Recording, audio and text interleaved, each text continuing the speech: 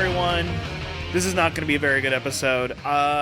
Usually, I hold us to pretty high journalistic standards. Alan, being the leftist loon, keeps wanting to focus on human rights and all that. Feelings, yes. You want to listen to all sides, especially blue-haired women. Ugh. Anyway, with pronouns, but forgive me for wanting to listen to Marge Simpson, okay?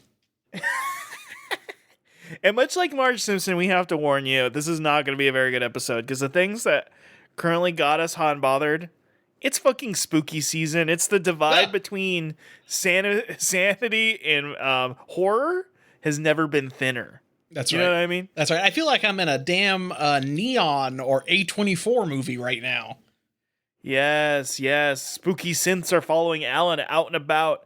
And that might be your fault for playing John Carpenter's scores over your AirPods, but I'm just warning everybody. As you've noticed, society is crumbling. The ghoulies are coming to get you at this late of eve. Rareware warned us all back on the Xbox. Close the damn toilet up. Get those ghoulies out of here. And I am driving around my neighborhood playing John Carpenter music in that I'm listening to Neff versus Slitherman, which is using the Halloween theme. Listen, usually you should listen to wifey always, but specifically when she tells you to put the toilet seat down, it's probably because she's worried about ghoulies. Yeah, get out. You don't want those ghoulies to come and get you. Well, I've often heard, not that I have one, that wifey has like a sixth sense for these things.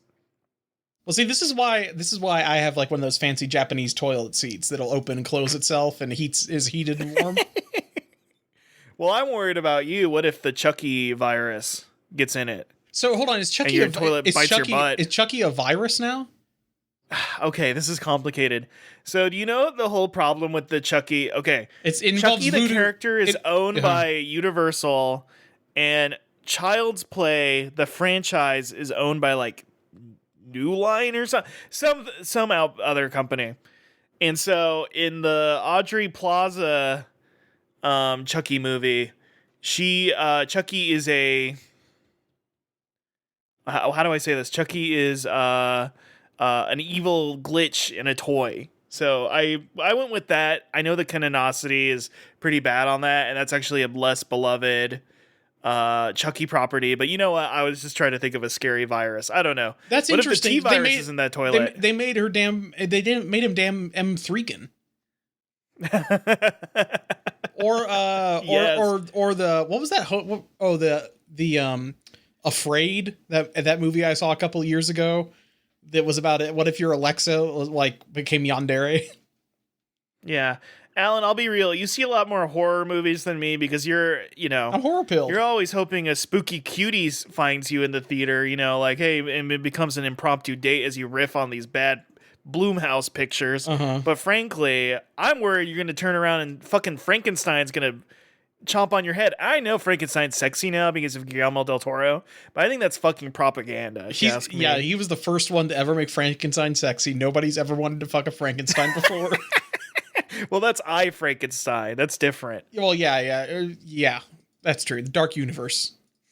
Who was supposed to be the hot Frankenstein in the Dark Universe? That was Aaron Eckhart. No, that was part of the Underworld verse. No, I think that's Aaron Eckhart. Nope, Alan. I wagging my fingers so proudly right now. The I Frankenstein there was going to be a crossover movie with Aaron Eckhart and Kate Beckinsale. Javier Bardem was supposed to be sexy Frankenstein. I forgot that happened around the same time though. Yes, I'm sorry. Usually Alan schools me on these horrible things, but yeah, we're just going through our greatest fears, and right now is a worse time than ever. Listen, Frankensteins are doing kind of a thing now.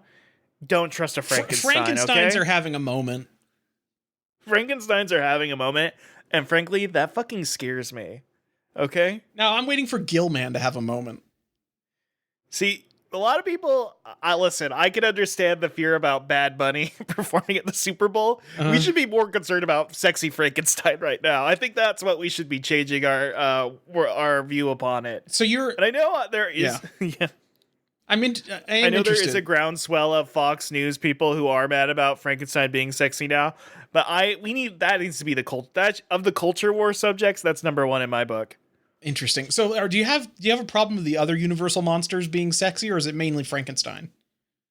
Like, I don't know, like if Dracula or Wolfman. Not to impromptu tier list you. Who are the sexiest? Obviously, Dracula is the most sexy. Dracula. The problem is that Dracula in the book he's supposed to be repulsive, but you're also supposed to be like he low-key has like that Eastern European. He's got swag. That makes women. Yeah, so he's sexy. He's sexy. Yeah, he's swexy. He's sexy and bisexual, so that's like the scariest thing on earth to people. Yeah, back then. Well, yeah. Speaking of which, Dr. Jekyll and Mr. Hyde, there might be a number 2.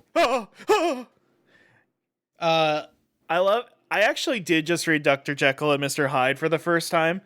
I actually liked it a lot more than I expected I would. It helps that it's only like 150 pages, but that makes it really easy. So funny. That Dr. Jekyll's body count is he's rude for a couple of months, and then he kills one businessman. And it's always like, this man was the most respected man in the business trade here in foggy London town. Hey, that's what the Joker, that's what Joaquin Phoenix Joker did. And it's the same thing, basically. That is kind of like a Joker comic where he just he killed like one guy on a subway. And it's like, wow. Yeah, exactly. And Batman was like, this is fucked up. Even I can't handle this. And he thought it was funny. That's the most fucked up thing. Russ, I've got a really great picture of Dr. Jekyll and Mr. Hyde to take a look at. This will be in the podcast art. Look at this picture. That was like in the 1800s. That was like what they had instead of like screamer images. Is they would just like flash that in front of you real quick. It's a guy crouching and kind of like making monster hands. Like I'm gonna get you. What's the Edison scope where it would like do the simple animations? Oh yeah, like the limited films. Yeah, yeah. That was the equivalent of the screamer back then. He'd be like, "Hey chap, do you want to see a polo game? Why, of course." And then they look into it, and be like, "Oh, yeah, you fraud." Somebody like putting one slide into the kinetoscope and when I'm trying to watch horses running or a train entering a station. It's just my lord. Yeah, the train. That's another thing. Demon trains coming at people. Ghost trains. You're really worried demon about. Vehicles. Well, yeah, demonic vehicles. I'm more worried about things. Ooh, you know what? Okay, we talked about how they rebooted Chucky as being like an AI doll, like somebody infected your like your Furby or whatever the fuck. I think they should bring back Christine, but she's a Waymo now. She's an evil Waymo, and she's like, like somebody that died in a Waymo, and now she's like the ghost in the machine, and she haunts all the Waymos. And I guess, and I think there's the guy who owned it was originally maybe racist. I think that was a good part of the book was the guy was being racist. He was a greaser. A lot of War of the Worlds was about Amazon. It was an Amazon tie-in. You could have a Christine tie-in where all of the Christine's computer parts are made out of all of the wronged Alexas that got thrown in the trash, or like somebody misordered something, or they got a timer wrong, and people said, "Fuck this stupid piece of shit! It doesn't help at all." And then they recycle it and turn it into a Waymo, and it's like, I will kill all Alexa owners for fucking with me. You know what I mean? That's Rocco's Basilisk, but a car. Yeah. Now, Russ, have you ever had that thing where you didn't realize Alexa was on, or Siri said something and you said like, "God damn it, fuck you," or like something like that, and it says like, "I'm just trying to help." Actually, have you had that happen to you? Yes, I have. It's so cool. I've also told Alexa to shut up. I've told Alexa to shut up, and it's like, well, okay, no, don't have to be rude about it or something to that extent. I'm like, I don't care. Stop. I need to at some point. I have one of those stupid Amazon shows. It's like the rotating screen, and I like it because it's a decent speaker, and I can just tell it to play music. But I really need to just kill all the Alexas in my house and replace them with my home assistant thing, which I can program with my own voice and maybe make it sound like Hatsune Miku if I wanted to. The famous AI. The famous AI. Can I download all? Because surely at some point, somebody's like, Hosho Marine has maybe made every sound possible with a human mouth. How hard would it be for me to like make my house sound like Hosho Marine? Is it like when me and Scott stream, we have like the fake AI voices that people can plug in and make us say things. You probably could do that with Wait, they can really do that? Marine. You've made fake AI voices of yourselves? Yes. I need to check in on recent streams. And then people have used it for true evil. People have used it for very rude and terrible reasons. Has anyone fed it the Greaseman audio? No, not yet. But God willing, that never happens. Alan, you love these fucking spooky. I'm kind of a regular Count Jacula. Yeah. Oh God. Any other creatures of the night you fear of, Alan? Let's see. I'm kind of on the watch for like Phantom of the Operas. I'd be really scared if a Phantom of the Opera was there. Well, now that the performing arts are falling apart because of AI, the damn Phantom might be kicked out. The Phantom of the prompter. Yeah, exactly. Writing prompts. Now that all the theaters are going to shut down and we're all going to watch our AI prompt movies with Princess Jane in them, he's going to have to just go on the streets. He's going to get a regular job. And what happens when he fucking snaps? Do you think the Phantom's going to work at Starbucks? Yeah, in a Robot Chicken thing. Yeah. I do like the idea of what happens? Yeah, I do like the idea of the Phantom of the Opera saying, "Sing my angel of music," and then it's just Princess Jane. Or actually, no, he does that, but when he says that, it's actually the AI Homer singing that one song by Muse. You know the one I'm talking about. Yeah, exactly. Starlight, yes. Starlight. I'm just worried about all these fiancés. They're gonna get kidnapped, dude. A lot of fiancés are in trouble. Tell me about it. Yeah, it's almost like we're gonna have a wifey shortage because all the fiancés are gonna disappear. Everybody keeps talking about Trump and the jobs numbers? Ooh, the jobs numbers. What's the wifey numbers like? What are those looking like now? Oh my God! All the ghouls and goblins all about are kidnapping all the fiancés and nary a wifey to be seen for miles on end. If I see the wifey numbers and I see the China's wifey numbers, I will end it. They're gonna be so fucking pissed. You're turning into a Connor O'Malley character. If I fucking see that the wifey numbers have dropped, I'm gonna bust a cap in China's ass. I really just need to start learning Chinese. It's just so more evident now than ever. Are you worried about superior Jiangxi? That's what I was about to say. Vampires? I am worried about jumping vampires. I think those are I think they're scary. Yeah. They're not as sexy, but they're scarier. They are scary. Well, have you seen my friend from Darkstalkers? Oh, hold on a second. Is there a Jiangxi in What's her name again? I think her name's just Jiangxi. Oh, Shenko. Oh, she's got the one with the big hands. Yeah. The big hands are scary. But the rest of her is not scary at all. Actually, I kind of like. No. Actually, I kind of like. Yeah. She's got big genie pants kind of in some of these. MC That's Hammer. not what I focused on immediately. MC Hammer pants. I feel you. Was there ever a sexy genie in Aladdin? Genie? Like the Aladdin cartoon? Not in the Aladdin cartoon, but of course I Dream of Genie. You. I watched a lot of that as a kid, and that probably... I watched too many sitcoms as a kid, which is, I think, why I'm a sexual freak now. but I think like Three's Company and I Dream of Jeannie are maybe like the two most sexually perverted sitcoms I had on Nick at Night, and they shouldn't have actually had that on the channel that kids were watching. Yeah, this is complicated because it's like the normal shows made you a pervert, and then the cartoons that made other people's pervert also made you a pervert. Alan, I'm gonna have to. I might have to do it. I might have to do a Phoenix Wright objection. You might just be a pervert. That's very true. It's very possible. Of all the things, I mean, the perverted things made you a pervert, and the normal things made you a pervert too. I don't know what to tell you. Well, it's a real nature versus nurture situation, I think. It's true. Yeah. TV raised us, and I think that's the scariest thing of all. Is just these kids and what TV does to, or iPad now, I guess. What Five Nights at Freddy? I guess we're scared about Toy Chica. Yeah, Toy Chica. I think she's voiced by Megan Fox now. Isn't that right? Yeah, this is so funny. Friend of the show, Vioni, who I don't think listens to this. I asked them months ago who the sexiest Five Nights, because they're like 5 years younger than me. Uh-huh. So I asked them who do the FNAF. So they were like in the FNAF. It's not like it's like Foxy, right? Foxy's like a... Yeah, I thought it was like Golden Foxy or something. Well, Chica. They offhandedly were like, I guess it's like Toy Chica or something. I'm like, who the fuck is Toy Chica? Now that we know it's Megan Fox, I fucking know who Toy Chica is. Well, see, I only knew that people were horny for Chica because there's that one I Show Speed video where he starts like pelvic thrusting the screen when Chica's on screen and his dick falls out. Have you seen that one? I didn't know it was about. I think I've only seen I've only seen like a parody of that, or like I didn't know in context that was the prop. That's really what it was. Yeah, that's fucking funny. He's like, damn, when I get you, Chica, and he starts like like humping in the air, and his dick falls out.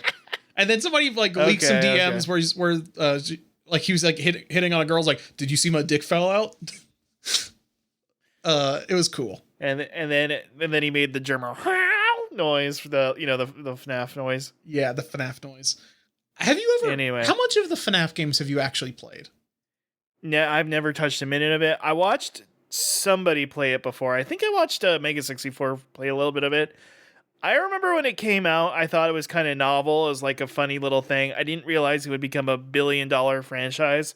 And I didn't realize that the lore. That the MatPat lore stuff. Purple Man. The lore. Oh, the lore. MatPat's Toy Bonnie in the movie too, for real. He's in the movie. MatPat's in the movie. I wonder if that pisses anybody off. I can't imagine like Gaijin Goomba would probably be pretty pissed off there. He's like, when am I gonna? I can get in Mario Galaxy. Why can't they put me in Mario? Why can't they put me in the Mario movie? Well, why can't at least put my wife in there? Let Aki Goomba be Rosalina. Let Aki Goomba be in there, and then let her kiss Wario in front of me, and I'll watch. Don't worry. Ooh, who do you think they're gonna voice? Well, I think we're gonna get like a post credits Wario reveal. Mm-hmm. I think that's what we're gonna get. Who do you think is gonna voice Wario? Because we already got Jack Black out of the way, so it can't be him.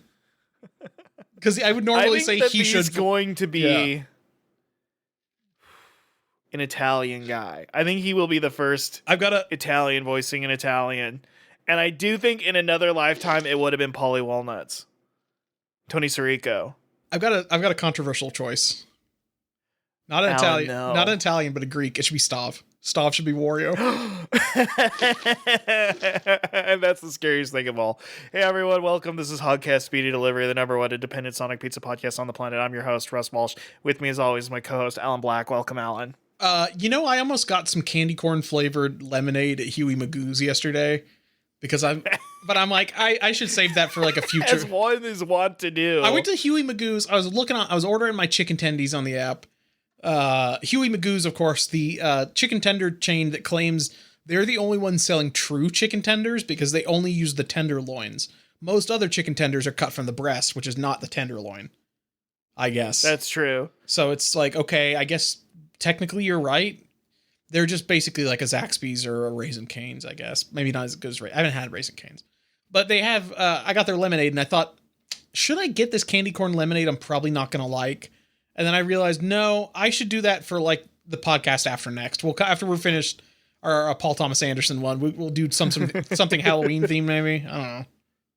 I definitely was not a situation where you're like, oh, I shouldn't have this. It's not good for my health, and it probably sounds disgusting. Oh, I should save it for content, though. Yes, content. If I'm gonna drink the poison, I better drink it on the show. If I'm gonna get plastic in my body, I better get some. I assume it is just like melted plastic they put in there because candy corn is. I'm pro candy corn in some contexts. Candy corn is not something I would just sit there and eat. But you're the forlorn corn lover. I'm the corn candy corn. I'm the corn lord. The corn lord. I think we talked about this when Piss was on once. But Ryan's, the buffet chain here in the South, I think there might be one of those left. They always had an ice cream bar. They had They, I think, are better than Golden Corral, and I know some of that's nostalgia, but I liked their delineation of different like little buffet islands they had. This is a classic podcast. Like, who's having this debate? Who told you Golden Corral is better than Ryan? Who got mad at you, Alan? Hey, what the fuck? You think Ryan's is better than Golden Corral? I'm gonna kick your ass. People will have this a serious opinion here, I think, Russ. Who's people? Speak up, man. People I walk into in the street on a random day. They might. People have strong opinions about Golden Corral, Russ. I don't know. I'm not familiar. So I'm glad. I'm just worried about you because you're being confrontational with people on the street about riots and Golden Corral. Look, I just think it's cool they have a taco island and an ice cream island and like a cut meat island and a spaghetti island. Listen, it's like I don't know the South. You know, they take college sports really seriously down there. This is like my Roll Tide kind of thing. Yeah, okay. I guess I get it now better. Yeah. Just different cultures. It's different I would wear a Ryan's Buffet jersey, I think. I mean, I wear a Jollibee sweatshirt around, so it's not that far off. By the way, when I went in Costco the other day, a little old lady did point at my Jollibee shirt and that's a cutie. So... Not you, the bee. No, of course they were not saying that about me. Listen... If I was having a hot date and I was wearing my Jollibee sweatshirt, they would probably be like, "Oh, you're looking good today." I'm like, "Oh, really?" And then they're like, "Yeah, I was talking to the little character on your shirt, the mascot." Do you have his number? Do you know where I can talk to him? Does he sex dancily? Does he dance sexily? I mean, it might as well be reversed. I think he does sex dancily too. I mean, bees do actually do a lot of dancing. So, like, it wouldn't surprise... That's true. They do, like, a mating, like, dance, I'm fairly sure. And it is it is set to maybe worth it. Maybe the males do a dance. I don't know. Most of their communication's based on dance. No, I guess not. I guess she's just getting, like, a lap dance or something, I guess. She's just getting bumped and grinded on by bees. I don't know. Alan, you've thought about this a lot. You've thought about the queen bee quite a bit. Don't we all? I mean, look... there wasn't an interspecies reviewers about bees. They had a spider one. That's the one I'm thinking of. I'm surprised they haven't been to a bug brothel yet. They should have just went to like a bug one. You're sending your letters over there. Yeah, like here's a please, sirs or madam. I don't even know who writes this anymore. I forget their name, but they're one of history's greatest heroes. Honestly, they're probably anonymous. Great thinker, at least. They're probably anonymous because like if the government knew who they were, then it would be like a problem. Like this person's spitting too much truth. We have to shut them down. Amahara. We have to shut them down right now. They should go to a bug brothel, and one of the girls should be a worm. I think that's what would happen, right? Would you still love her even if she was a worm? See, here's the thing. I think the fundamental difference. If the Monster Musume guy went to a bug brothel, they would all just be kind of like the spider lady, and that they would all be like, like centaurs, but with like bug part on the bottom. They'd have huge boobs. Like ladies in sorry. They'd have huge boobs. Like ladies in cosplay. Like they always are kind of like even as monstery as they get, they might as well just be a lady in cosplay. Whereas almost designed to be so. The interspecies reviewers one, there would be just a worm with boobs. Like it would just be a worms with boobs and pussy, and like Krim would fuck it, and everybody would be like, "What the fuck? I don't understand." He's like, "You all kind of look like worms to me because I'm an angel." Yes, it's so true. That's what would happen, and that's why the interspecies reviewers person is like a 200 IQ writer, and the Monster Musume guy's like 120 maybe. By the way, I had to sit through a really stupid AI presentation a couple weeks ago, and the guy that was giving the presentation talked about, he's like, you know what? Somebody did an IQ test of all the AIs, and they found out that like Claude is like having a friend that's 148 IQ. It's like, what if you had a friend with 148 IQ that you could just message all day? It's like that's such a great question. That's a great question. It's just like I feel like that's like a lot of my friends, and I just talk to them about anime, like jerking off. Right. It's just like, what kind of anime is good for jerking off to this season? I don't jerk off to anime. I don't know. I don't jerk off to anime. They would just be... Yeah, of course not. You watch it with a notepad and you take notes. I do have that thing where I do actually, it is like I purely enjoy it from like a scholarly sense. An intellectual sense. Exactly. I'm like one of those freaks. It's like it has to be live action. I have to see a person here. I think that is like that's going to seem really old fashioned to people in the future, because there's people right now that are like at our age, people were like, like printing out like a picture of boobs on their like shitty Canon inkjet printer or something. And now in the future, or like current times, kids that were doing that kind of shit when we were like teenagers, they're beating off to Tifa SFM porn. And it's like everything in the future is going to be like SFM porn, basically, and AI bullshit. Yes. And so they're going to think it's quaint that you beat off to real human beings. Right. You're basically wearing a seersucker suit and a straw hat. At this point, you're just like a scholar. You're like, yes, the hentai. Oh, yes, that was a novelty in my age. And kids are like, you look at real woman? Did she even consent to that or something? I don't know. It is. Anyway. You're watching movie stars that aren't virgins. That is essentially that. Yes, the movie stars that are virgins, which I'm so excited for those, dude. Yeah, it's gonna be really great. I can finally go see a movie with my family because I know that there's no sex that's gonna happen on screen. I can go to a movie with my pastor, who I always message before time. He has to go see them every time before me. Now we can go together. Mm-hmm. Hey, speaking of movies where sex happens, it's our drinks. Oh, wait, hold on a second. Well, we'll do this after the drink segment. Yeah, let's get into the drink segment. It's Pull Tab Appreciation presents One Bottle After Another. Do it for the Vineland. And oh yeah, we finally saw. I'm so excited to do this segment. Yeah. Oh, sorry. We finally saw the movie, and folks, it's great. We love it. Paul Thomas Anderson. I did not realize I haven't watched a lot of your movies in a while. Since like There Will Be Blood. I've been catching up. We saw The Master. Goated shit. Crazy movies. Yeah. Yes, and I too love the movie. I gave it a 5 out of 5 on Letterboxd. I really enjoyed One Battle After Another. And what is that? Is that a what is that? Is that hacking noises? Oh no. Oh no. Don't tell me. Is that the music of Nine Inch Nails? Oh my god. I wanna fuck you like an animal. Is that the lyrics, or do I just think it's? No, that's it. That's what it is. Yeah. Oh my god, Alan. Yeah. Your segment, Pull Tab Appreciation presents One Bottle After Another. Do it for the Vineland. Is now on my screen. It's warping. It's being hacked into. Oh no. Holy fucking shit. By some sort of sentient program? Yes. Oh my god. It's turning into Tron Taurine's Jared Leder's Sips cult. Interesting. Tron Taurine's. Okay. Jared Leto's Sips cult. Sips cult. Okay, so I think. You want me to type that out for you? No, yeah. Let me. Tron Taurine's. Okay.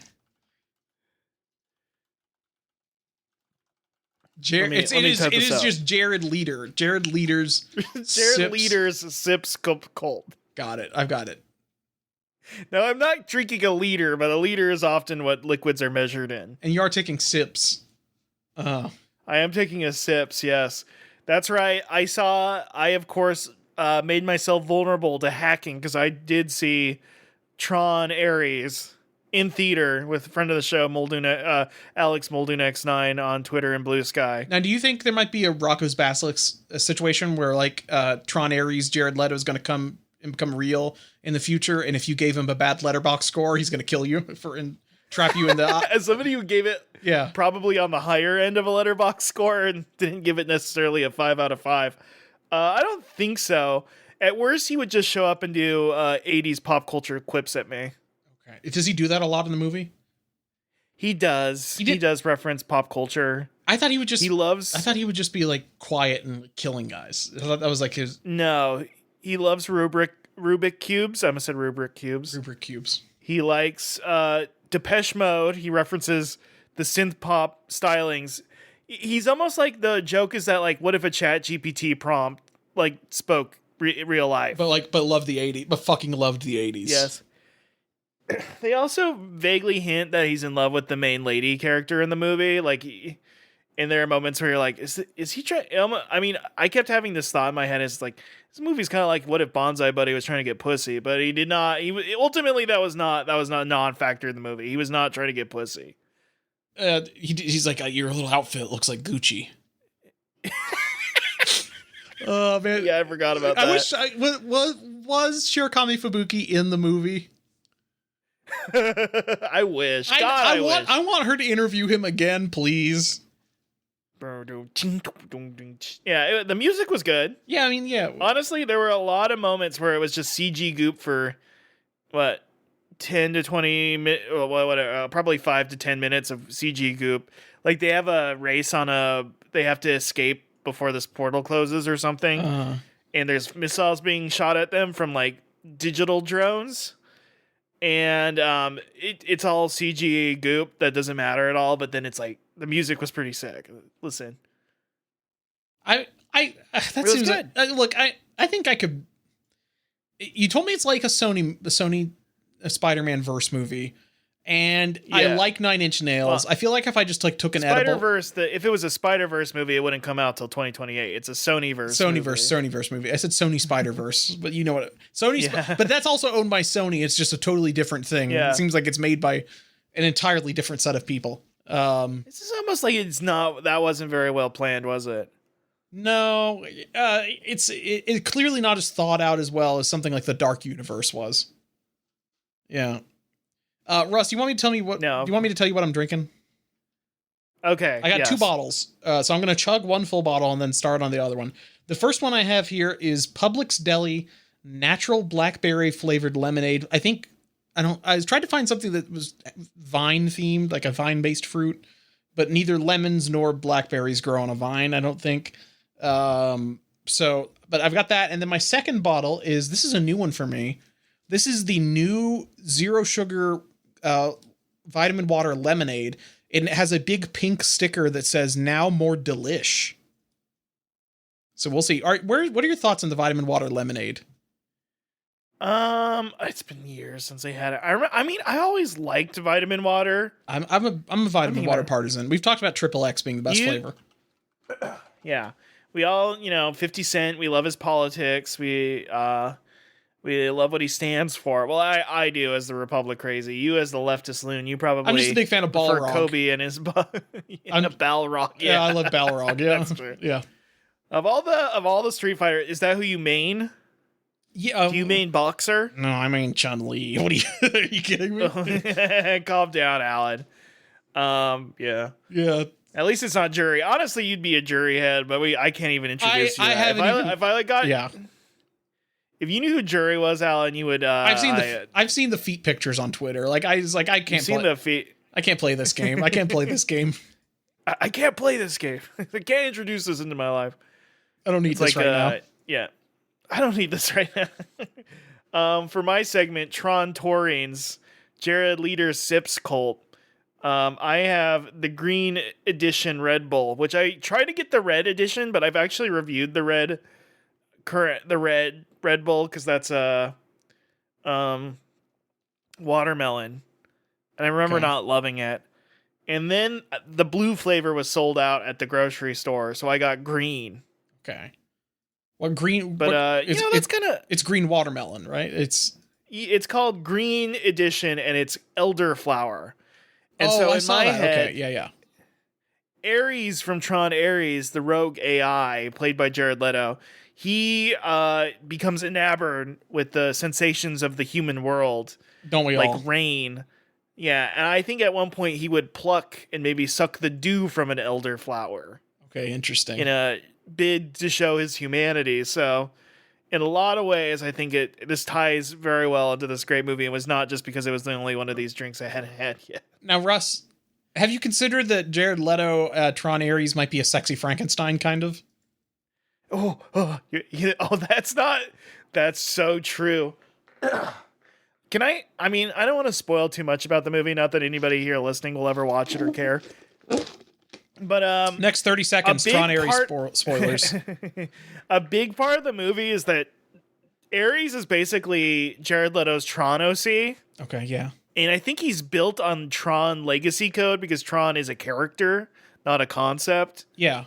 So he's like the evil perversion of Tron. He's like his dark go. I think they imply that. He's his dark go. And Jeff Bridges puts his hand on Ares' shoulder and goes, "You remind me of an old friend. You will become him." And Jared Leto basically anoints himself as the new Tron So in a way, he is a Frankenstein. He is a reborn Tron. Do you know what? Do you want to know what my biggest gripe with the trailer was, Russ? I'm gonna. Did it look very good? Well, there's it one kind of fucking stupid. There's one specific part that really pissed me off. So you know, whenever the guy's like, "Look, it's Ares. We can destroy him and make a new one right then." You know that whole deal, and he's like, they're 3D printing Jared Leto. Yes, they use all those cool, like, all those little support structures break off of him whenever he gets printed. You know. Yeah. But they're printing him using a laser sintering process, and that would never require support structures. So what the fuck? It's complicated. I guess it's like so a nanobot support structure. I guess you're just mad because it's attacking your beloved 3D printing, is what you're saying. It makes it seem like I would never make an evil sexy man with my 3D printer. No, a sexy lady. Yeah, no, I would do a strange science or whatever it was. Weird science. Weird science. I got strange magic and weird science mixed up. Well, one's clearly the better movie. Yeah, one's got I haven't watched the other. One's got a Bog King and the other one doesn't. Okay. Damn, dude. Let's drink. Can I ask you a Bog? Oh, yeah. Go ahead, Bog King question. I was going to ask you a Bog question. Okay, so this is a dumb thing, and maybe I'm the only person on the earth who thought this.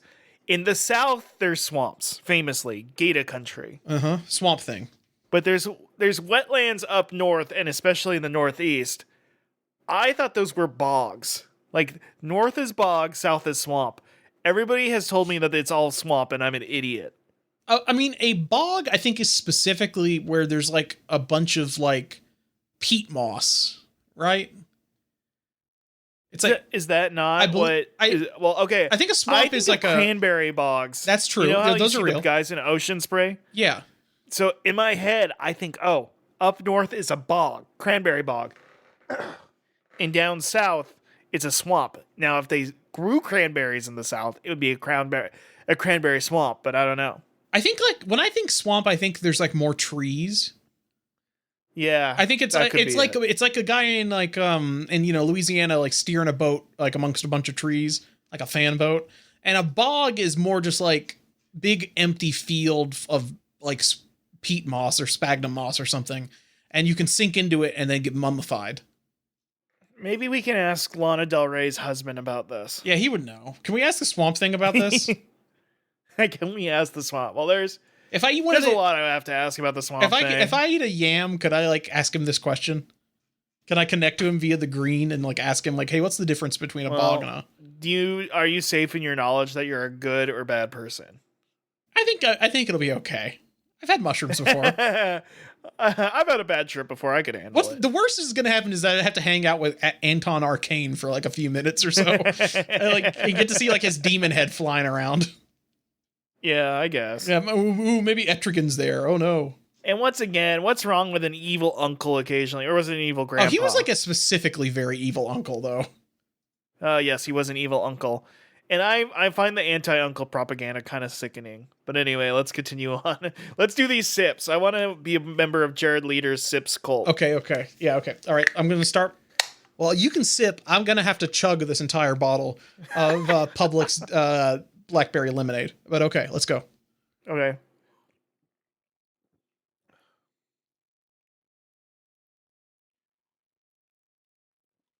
Okay, that's about half of it.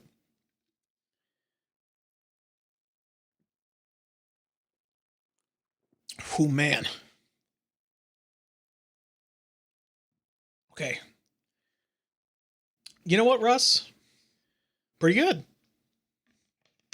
Interesting. Mine is interesting as well. I will say... Mine's very... Yeah, you go first. My problem with Publix... My mild problem with Publix lemonade... It has just, like, a little bit too much sugar in it. It's good lemonade. Yeah. Like, don't get me wrong, but it really feels like they're making it like this is extra candy. You know what I mean? Like, it tastes... I know. It tastes like real lemonade. Like, it tastes like you could make this, I think, but it's just a little bit too much sugar, and it's a little more, almost like that kind of, like, it almost kind of... I don't know the right... It maybe it's like a film on your tongue when you're done with it. This is the complicated thing. This is the struggle we live in our lives. Is that Soda is really good, but sometimes you don't always want a soda, and you're like, well, the alternative should be healthier. But then you get a lemonade that has just as much sugar as like a Coca-Cola. That's the thing. Like, well, When I want a lemonade, I want it to be more on like the Crystal Light end of the spectrum. Yes. And speaking of which, now this is perfect. This is perfect then. This vitamin water, zero sugar, now more delish lemonade. Let me take a sip of this. I have a feeling this is probably gonna be closer to what I want. Okay, you know what? That's not quite what I want. But I feel like somewhere in between is actually the perfect medium for these. This one is like... Weirdly, I feel like it is more like the kind of watered down, like Crystal Light style lemonade. But they went a little bit too heavy with the artificial sweetener. So now it has a little bit more of that aspartame or like Zevia type taste. You know what I mean? So like, yes. I feel like you would be better served if this was an even thinner lemonade. Both of these are... Their main fuck up is that they put a little bit too much of their respective sweeteners, and one of them is just artificial sugar versus real sugar, so you get weird taste. I want them to just be more water, basically, is what I'm saying. Right. Yeah. Fucked up. I guess I'm worried about you, Alan, because you might be in a twisted Blumhouse style Goldilocks movie where they reinterpret a scary fairy tale. And because you're Goldilocking's the hell out right now. That's true. I mean, it's too thin, it's too cold. Soon you're gonna be like, this human's not good. This human's too good. I want something in the middle, and I want a radical centrist. That's right. Yes. Okay. So tell me about my elderflower. Yeah. What's the flower taste like? Oh gosh, it's actually kind of interesting. I don't know if I love it, but when I saw it, it has 160 calories and it has it's full fat, it has sugar, 38 grams. I thought it was gonna be really sweet. This is almost like an herbal tonic. Interesting. Okay. And weirdly, it reminds me of like with less sugar, less sweet, but like, have you ever had like Haribo aftertaste? Yeah, I know what you're talking about. Like herbally European tonic flavor. Yeah, kind of. It's weird. It's like the Haribo Coke has kind of like a herbally flavor at the end. It's kind of like that. Europeans do like weird bitter herbs. Yes, they love having a swill mixed with an herb. Well, wait, isn't Red Bull like a German company or some shit? It was a Thai company that's formula got marketed by it. It's Austrian. Yes. You're right. Yes. It was derived from the Thai drink Krating Dang, which was invented by a pharmacist in Thailand. He claimed it cured his jet lag. That's so cool. And then and then an Austrian entrepreneur, Dietrich Mateschitz, purchased a can of it. And the Austrian guy said it cured his jet lag. And then so he's like, I gotta fucking make a soda out of this. Yes. Yeah, and the name in now Thai this tastes very Austrian. Yeah. Well, so they have that other flavor. I had, I think when I couldn't get the blue Fantastic Four milk, I got the blue Red Bull, and that's the juniper berry one. Interesting. These are all very European style flavors. They're introducing this summer. Are they doing some sort of promotion? The fuck out right now, man. They are. They really are. They're like wearing wooden shoes and everything. They're clogging it up, dude. They're clogging up. They're that's not what Austria is, but oh, just Europe in general. There's windmills there, dude, or dams. Yeah, so the flavors that I've seen, fairy tales and shit. I've only ever really had the recent like sugar-free ones, but it's like white peach, wild berry, strawberry apricot, June berry, watermelon, and then I guess this elderflower thing too. Well, you had a full fat one, so that's totally different. But I'm having a full fat one. Yeah, this is a whole different ballpark. But I don't dislike it by any means. I don't think I'd ever get it again. I still think I just like classic Red Bull the best. And Same. Then if I do like the berry flavors probably the most out of the ones I've had. The watermelon one I didn't like. I like Juneberry. Juneberry was good.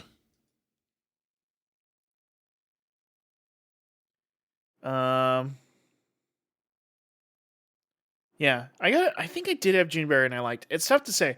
I get Red Bull so very little, Yeah. mostly because like I at the grocery store today. Do you know how much a 12 fluid ounce can of elderflower green edition Red Bull Like cost? 259 or something. $4 American. What? That can't be Yeah, right. it's a premium item. That cannot be right. I have to look this up real quick. You're mad. I need to see, like, Fucking- what- you got mad for me. That's fucked. That's like the Arby's steak nuggets being $5.49 for five little dried up turds, little burnt ends. But they're decent. But it does look like something I clean out of my litter box for the cats. Like it's Yes, it's. I mean, you're not wrong. It's just fun. It's a funny way to describe it. like burnt ends. They're not the most appetizing thing here. Okay, that's fucked, Russ, because I can get on Walmart right now a Red Bull Yellow Edition or Amber or Blue or whatever for $2.88. I could buy this right. I got fucked. You know what? I think this is like I've got the one you have right here. The elderflower one is $2.88. I got exploited. I got food deserted. You know what? This makes up for the last episode where we found out that I can't actually have it my way on the Burger King app. You get ripped off on all your sodas. Like, yeah, you live in in the lib coastal elite state, but you have to pay like twice as much for your soda, and then down here it's like plentiful soda, but we don't get to have it our way versus on the fucking apps. Oh. All I'm saying is that my local Pepsi distributor, we never get any of the funny flavors, and they're fucking fascist. I still haven't even had it's not a mystery this year. It's not voodoo, and it's not offensive to say it because it's VOODEW, so it's different. It's like when you don't have cinnamon, or it's a buttery spread versus a butter spread because it's not really butter. It's voodoo. It's okay. I have not. What's the voodoo flavor this year? Actually, Mountain Dew. New mystery Mountain Dew. See, the thing is that this year they told you ahead of time. Like, they just came out and said it. Did they? They did. This was a news story. I haven't seen this new mystery flavor yet. Oh God, I'm trying to find it. Oh, it's Trolley gummy worms. Oh, that's what it is. Okay. Sour Bright crawlers. Oh, okay. I'm kind of into that. That's the Mountain Dew flavor. I'm like, I can't get that shit. I can't find it fucking anywhere. I don't know if I'll have to check. I'll keep an eye out for that because I haven't seen it either. Because I do wind up just searching. Whoa, what the fuck is this? Apparently, they're making a Trolley gummy candy that tastes like the different Mountain Dew flavors. They've got Mountain Dew. Get a Baja Blast. I haven't seen this anywhere, but it's on Walmart's website. It's not available at my local store. But somebody has it somewhere online. They have Mountain Dew dragon fruit now. Wow. I think dragon fruit's kind of that's a played out flavor. People realize that's not what real dragon fruits taste like. Yeah, it's just a fruit that people don't commonly have. So I go, ooh, exotic, oh, tropical, and then it's kind of bready. It's one of the bready fruits, like mango or whatever. No, it's not. It's not really like that. Even it's like it's got the white. I might be getting mixed up. It's got the white. Is it kind of crisp, like cellulose? It is kind of more. It's kind of more cellulosey. It's like it's really kind of watery in the middle, like with all the seeds. Yes. Yeah, and there's not like much of the pink flesh. Yeah, it's the weird. dew is not done. Anyway, we'll keep our eye out for that. Yeah, it's strange. It's kind of more like, I guess, like a kiwi in terms of like the texture, kind of. Yeah, in the middle. But I like kiwis a lot better, but that's just because they're nice and compact. Yeah, I like a kiwi too. Do you have kiwis with the skin on? Kiwis with the skin on? I've always just eaten with the skin on. We're fucked up freaks. Here we were scared of monsters, and then we're eating the tarantula butt. Yeah. Well, I've talked about this before that like I always swallow my gum too. So like that's crazy to me still. The reason why I did that is because when I was a kid, I had like a germaphobe phase, and I didn't want to touch anything like with spit on it, even if it was my own spit. True. So I never wanted to pull out my gum and do that, or like spit and then like get spit on my mouth because like I didn't spit it out the gum fast enough or whatever. And it was just too nasty. I'm like, I would just rather keep it all inside. Keep that I spit get inside you. I me. hear Keep ya. that spit inside me. I need that spit. I gotta keep lubricated in here. I was really kind of honoring my body's moisture, like I was like a Fremen of Arrakis. Like It's true. spitting is one of the most disrespectful things you can do. You hate robots like the Balerian Jihad. Yeah, You are kind of like proto Dune. You are like almost a Dune character. that's right. That's right. And most Dune characters are perverts too. It's true. Uh, Do we need to go to our pizza segment? no, hold on a second. I'm getting a call from somebody. Oh God, I forgot. Wado, what's up, dude? Alan, it's me. What AI? What was it again? Yeah, Wado AI. Alan? Yeah, the Wado AI. I've brought into the physical world to protect you, Alan. Oh, sick. Cool. Can you make like big hard light lines on the ground and shit? Yes, yes, I am Wat AI and Alan. Uh-huh. Your life is being targeted. What? By who? They want to capture you and then digitize you and then turn you into a digital podcaster AI. Oh no. So they could just plug you into different shows. Oh fuck. They could put me into some sort of like Max Fun show or something. Yes. I'd have to like talk about things that I like and that make me smile. Yeah, we already have enough white guys in podcasting, so we don't need Russ, but we're trying to capture you, Alan. God damn it. Oh no, they're trying to capture you, but don't worry, I'll defend you in secret. Okay. Well, I hope Watt AI doesn't like become a real boy and like go to India or something. Wear like an unbuttoned T-shirt or something like that. Yeah. And start wearing a bunch of scarves and riding around on a motorcycle. A bunch of scarves and like looking really cool. Unbuttoned linen shirts and stuff and like harem pants or whatever the fuck. It's time for Jared Leto might be a hot computer program, but I also know something that's even hotter. Pizza. Hail Caesar, it's the pizza segment. After you mentioned on the last episode you finally had a good Mexican pizza, I haven't had a Mexican pizza in a long time. But I went back and got one a couple weeks ago when I went to Taco Bell. And first, I gotta say, the fucking brand inflation, that's the worst part of the Mexican pizza. It is $7 for like a Mexican pizza now, and that just cannot stand. That's just crazy. That's too much. It's fucked up. That being said, the Mexican pizza, incredibly good still.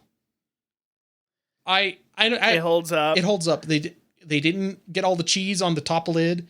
That's a problem you run into sometimes, is it gets a little bit squished and then, maybe Alan, maybe it tastes better now that it costs more. You value every bite more. That's not how that works. Because I love a Costco pizza or hot dog, so that can't be how it works. That's true. That's true. You got me there. God damn it. And I'm always looking for $1 and pound bargain, and so this will never be that. Yes. Yeah. This is a multiple dollar an ounce bargain less. Okay. First of all, if it's Taco Bell engineers or the Taco Bell food scientists, if you're listening, here's an idea. You should make a full-size pizza that's a Mexican pizza. Interesting. Just as like a novelty, like one-time item, just let me buy I'll spend $20 on it or whatever the fuck to get like a 12-inch Mexican pizza. Let me get a big Mexican pizza. Stop making your weird little donuts and shit and let me buy a big Mexican pizza. Come on. I guess that my worry is that they're going to do a crossover with Pizza Hut. Ugh. And the Pizza Hut food scientists, which I assume are the people who flunk out I assume it's like the Operation Paperclip of the Yum Science Labs is over at Pizza Hut. Yes. The losers, the people who can't crack it, the Adam Sandler characters, and then the posh rich kids are the Taco Bell food scientists. You know what I mean? They're getting like all the R&D money, and then the Pizza Hut people, it's like, here's a bucket of weird salts and flavors that we have, and it's like just pour a bunch of like red sand on Alan's Nashville hot chicken pizza. What if we made a pizza that was a triangle? Well, that's stupid. Why would you do that? What if we put pickles on it? That's one of their big things. Let's just put pickles on it. We put apple cider vinegar all over it. People like that. Let's just spray it with let's just spray it with a bottle of vinegar. Well, like people like dipping burrito tacos in the sauce. Just put the sauce on top of it. It's like it's wet now. I will say, God damn it. that the pepperoni one I got for them was not bad, but also the other problem is similar to the Publix lemonade. They got too much sugar in their damn sauce. There's too much sugar on a Pizza Hut pizza. It's crazy. It's true. It's true. It's like eating ketchup. I don't like it. Yeah, pretty much. Mexican pizza though. Mexican pizza. What can you say? It's really good. I think that's one of the items where the textural blend of refried beans and beef goes well. But I gotta say, I had a double-decker taco recently as well, and I think it was too heavy on the beans, and it felt weird. Oh, I love the beans. I like the beans normally. I get that. It's gloopy, but I liked it. It was more gloopy. But I can understand. Should I just go into my Taco Bell segment? Yeah, I actually have a mini segment. I probably have some more Taco Bell thoughts, so go get right into it. Okay, so this is Taco Bell's The Layer Slayer, and Alan put like a thwip sword noise under there. Okay. And because I took a challenge, a battle. I set two items against each other of similar report. This is like Spike TV's Ancient Warrior. What's it called again? Deadliest Warrior. And that was on Warrior, on Discovery. Yes. Oh, fuck me, I guess. They were doing real science, anyway. just like Mythbusters. That's how you knew it was real. Yeah. Yes. Anyway, whatever Deadliest Warrior was on, I did it today, but it was against an ancient opponent and then a long-standing but surviving opponent. That's right. I set the 7-layer burrito against the 5-layer burrito. Wow. And I ate them both. This is like a regular Dante's Inferno. The number of layers you're traversing here. Would you rather go to the 5th layer of hell or the 7th layer of hell? I don't know. Depends on which medieval Italian like church and politicians were there. Yes. Yeah. So as you know, the 5-layer burrito, I think it's cheese, beef, like nacho cheese, beef, sour cream, Oh no! See, Russ, I'm really refried beans and then shredded cheese. I'm really disappointed for you not knowing all the layers by heart. Oh come on, a man can't. The 7-layer burrito, since it's been gone so long. Since you've been gone. Let me look up the ingredients. Since you've been gone. Since you've been gone. Yeah. So okay, you're right. Yeah. So the beefy, it is. Yeah. Okay. What is it? Okay, the 7-layer burrito are refried beans, seasoned rice, guacamole, sour cream, cheese, lettuce, and diced tomatoes. Yep, I'm seeing it. It's a vegetarian dish versus the 5-layer burritos being a beefy treat. Yeah. And I'll be frankly honest, they were both actually pretty good. I was impressed. I kind of like the 7-layer burrito because I kind of missed. I don't get many items with the rice, the Taco Bell rice in it anymore. Like what else? Do they even do rice now? I feel like they phased rice out. Rice used to be in a lot more of the burritos, especially one of my all-time favorites, the grilled stuffed burrito. Remember the grilled stuffed burrito? The main thing I have the rice in these days is the cheesy bean and rice burrito, which honestly, okay, I know it's not as cheap as it used to be, but it's $1.59, and that makes it one of the few, like, you know, reasonable, like, little add-ons. Yeah, you need a bigger entree and then that as a side instead of nachos. It's criminal that the cheesy roll-up is $1.29. 30 more cents gives criminal. That 30 more cents gets you the bean and rice burrito. Okay, come on, what are you talking about? There are many reasons the Taco Bell executive board should be arrested for what they've done against us, but that's one of the biggest crimes against humanity, honestly. Yeah. The 7-layer burrito was actually better than the last time I got it. Okay. I still like the refried beans. I know they're gloopy. I get why people don't like them. The rice was kind of a fun return too. The sour cream, the cheese, the lettuce, and the diced tomatoes, all pretty good.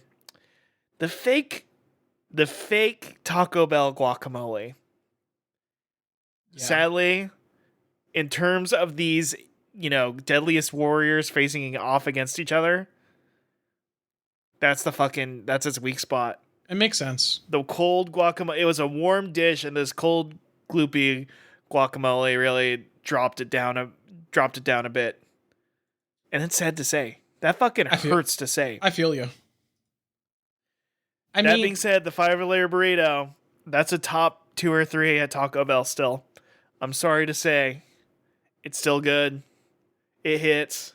I get it. It's got all the 5 things I like at Taco Bell in it. So maybe some veggies. Maybe I should add like tomatoes or something to it. But besides that, then it would be a 6-layer burrito. Now, but what if you got the beefy 5-layer burrito, but you had it fresco style? Interesting. No, wait, hold on a second. I think the fresco replaces the cheese. If it just replaced the sour cream and shredded cheese, but you still had the nacho cheese on the outside, that could be something good. Maybe. Interesting. That's interesting. I'm looking here now, and one of the first YouTube results is Peep This Out. That really bumps me out. I really don't like Peep having a similar opinion to me. Speaking of burritos, okay. Also, another one, underrated burrito. The chicken enchilada burrito, that also has rice in it. Wow. The sauce is too runny. But maybe they've improved it. I don't know. It hasn't been goopy in my... I did have the... This was a new one for me. But the chili cheese burrito. Another one on this decade's menu. Oh, I like the chili cheese burrito. I kind of liked it more. You were right about that being like half shredded cheese. Yes, that's the thing. Is that clearly they are scared of you discovering the truth behind it, which is that... they have added an inordinate amount of cheese to a simple item of just like savory tomato beef product. Yeah. Hey, but you know what? Not bad. $2.99, also not terrible. That's the same price as the 7-layer burrito. It's just Taco Bell's like items, Russ. Like I'm just looking at this menu, and some of these things just don't make sense. Make it make sense to me. $6.69 for a Cantina chicken burrito. And that's one of the skinny burritos. Come on. It's crazy. You can't do this. We live in strange times, friend, or business partner. You can't do this shit. You can't be doing this. You can't get away. They're not going to get away with it for much longer. And you know what the thing is? Like, I used to get crunch wraps a lot more often, and Mexican pizzas. That used to be like my go-to, was like whenever they bring back the 2010s decades menu in like 5-10 years, and I'm able to get my grilled stuff XL burrito and a crunch wrap or Mexican pizza. When I used to have like a perfect 2-item loadout, I don't feel like there's no 2-item loadouts anymore. It's all 3. They pushed it to 3 items. They shrank everything down, so you have to get more. The Lux box. The Lux box tricked us. The Lux box is me being like shepherded into it's the illusion of choice thing. It's the 2 hallways. You got put in a box. The box isn't what contains the items. It's not what the items contain you in. That's right. They're doing information control to me. They're doing like the Sapir Whorf hypothesis, but for like Taco Bell items. And that by limiting my choices of Taco Bell items, it makes me conceive of like my possible meal in narrower terms. Like I could never even consider eating a Mexican pizza because it's not in the Lux box anymore. It doesn't exist to me anymore. Yes, hyper normalization, Bell. You can't envision a future. I'm Skullface now, but for Taco Bell menu items. You can't do this. You did that. Alan is now running Zoff. I'm running Zoff. Hey, can I talk about the thing that fucking indoctrinated me? Hit me. My name is Russ Walsh. Domino's, I've defended in the past. This time they fucked up. No. Okay? They fucking pissed me off. And a little bit's on me. Okay. Because I wanted to try this item. I was in the mood, Alan. I know that you're not as big a fan as I. I love buffalo chicken sauce. I like buffalo chicken crap. I like the wings. I like the wings when they're well done. Sometimes they're slimy. That's true. Like a little Caesar's pizza. Wing. A little Caesar's wing is like pigeon wings or some shit. Like they're. As somebody who's eaten pigeon before, that's not far off. I ate pigeon in Vietnam. Cool. Well, I'm guessing it was kind of like a Little Caesars quality. It was just kind of like. Like I feel honestly, not that. I feel like the Little Caesars wings, they are not giving those chickens like the hormones that they give all the other chickens. And like, so they're like shrimpy. They're little shrimpy, oily wings. Yes, it's like a weird dark meat beyond dark meat flavor. It's like it feels like this. Is this like a water bird? Is this some sort of like little tiny duck that I'm eating right now? Yes.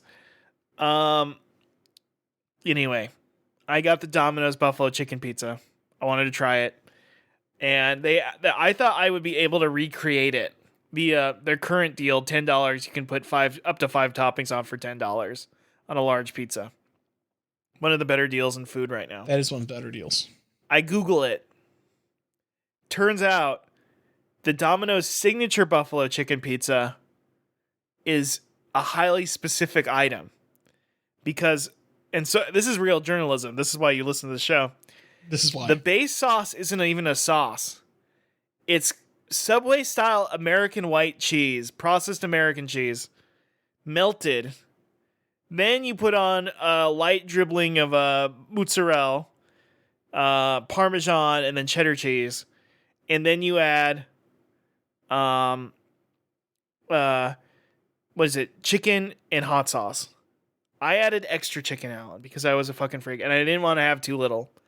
They did not honor that. I don't think they gave me the regular amount of chicken. I didn't feel especially loaded out. Mm-hmm. They put the sauce on and then ran it through the oven. So by the time it came out, it had just cooked onto the pizza. Dry sauce. So it wasn't sauce anymore. It's scabs. They put scabs on your pizza. They put scabs on my pizza.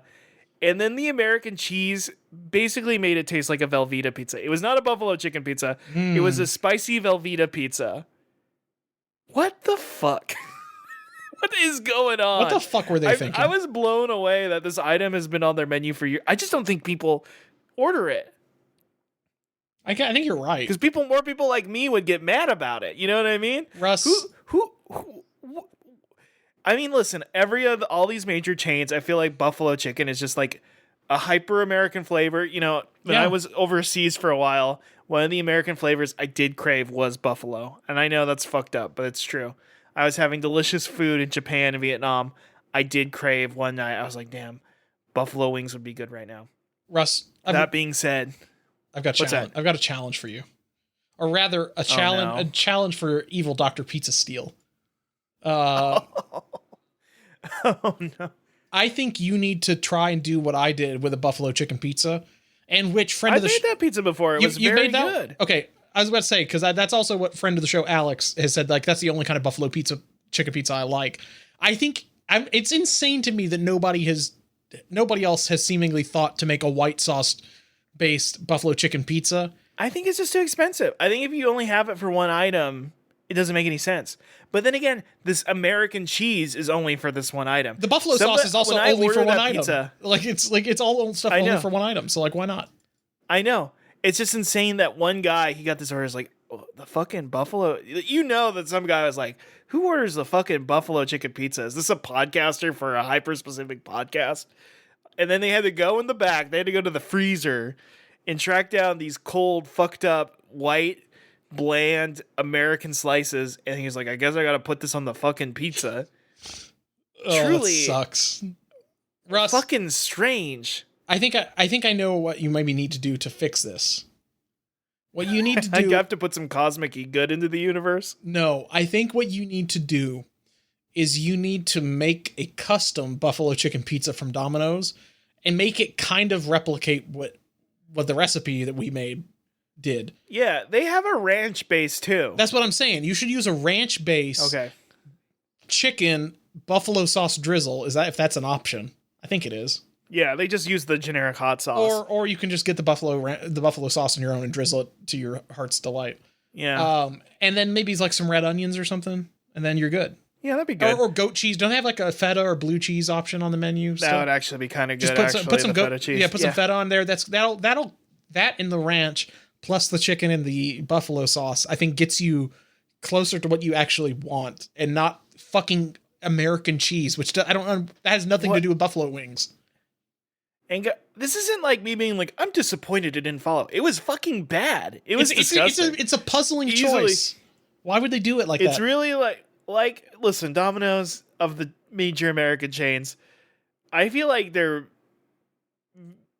acceptable they know what they're doing to a certain extent. They're making a slot pizza for people who are tired after work to it's usually consistent. Bizarre. I think that the problem here is they decided to go with American cheese because it's orange and it makes it look like a buffalo chicken pizza, but it doesn't. American cheese has nothing to do with buffalo. It's not orange. It's white.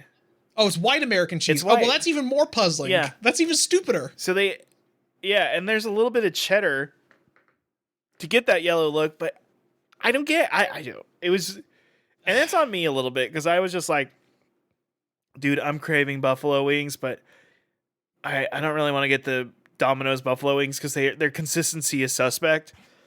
Let's try the buffalo chicken pizza.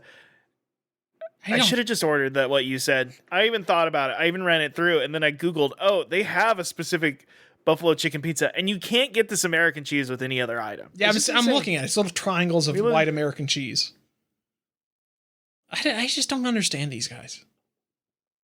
So it's like, why would you do this? The other thing is, this might be controversial. I think people need to stop putting non-breaded chicken on their pizzas. Because, like, if you're a fast food chain, I think it's fine to make something with non-breaded chicken on your own. But, like, a fast food chain, like, I don't trust your little sliced...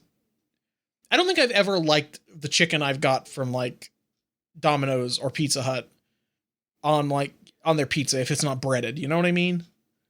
Like, yeah. You guys already make the chickens, the select chicken, little popcorn chicken bites or whatever the fuck. Like, just dice those up. Like, why don't carry two different things? Just put those on the pizza. Like, come on. The chicken production in this country is so heavy that I get that it's just a cheap thing to keep on the menu. And I do like barbecue chicken and buffalo chicken. Well, no, I don't like. Buffalo chicken pizza's okay if they don't fuck it up, but all the major American chains do. But yeah, they might have to be taken away just for the safety of Americans, poor Americans, who are just trying to be a little bit healthier, trying to cut some of those nitrates out. I'll just have white chicken meat on my pizza instead of something too intense, and here we are.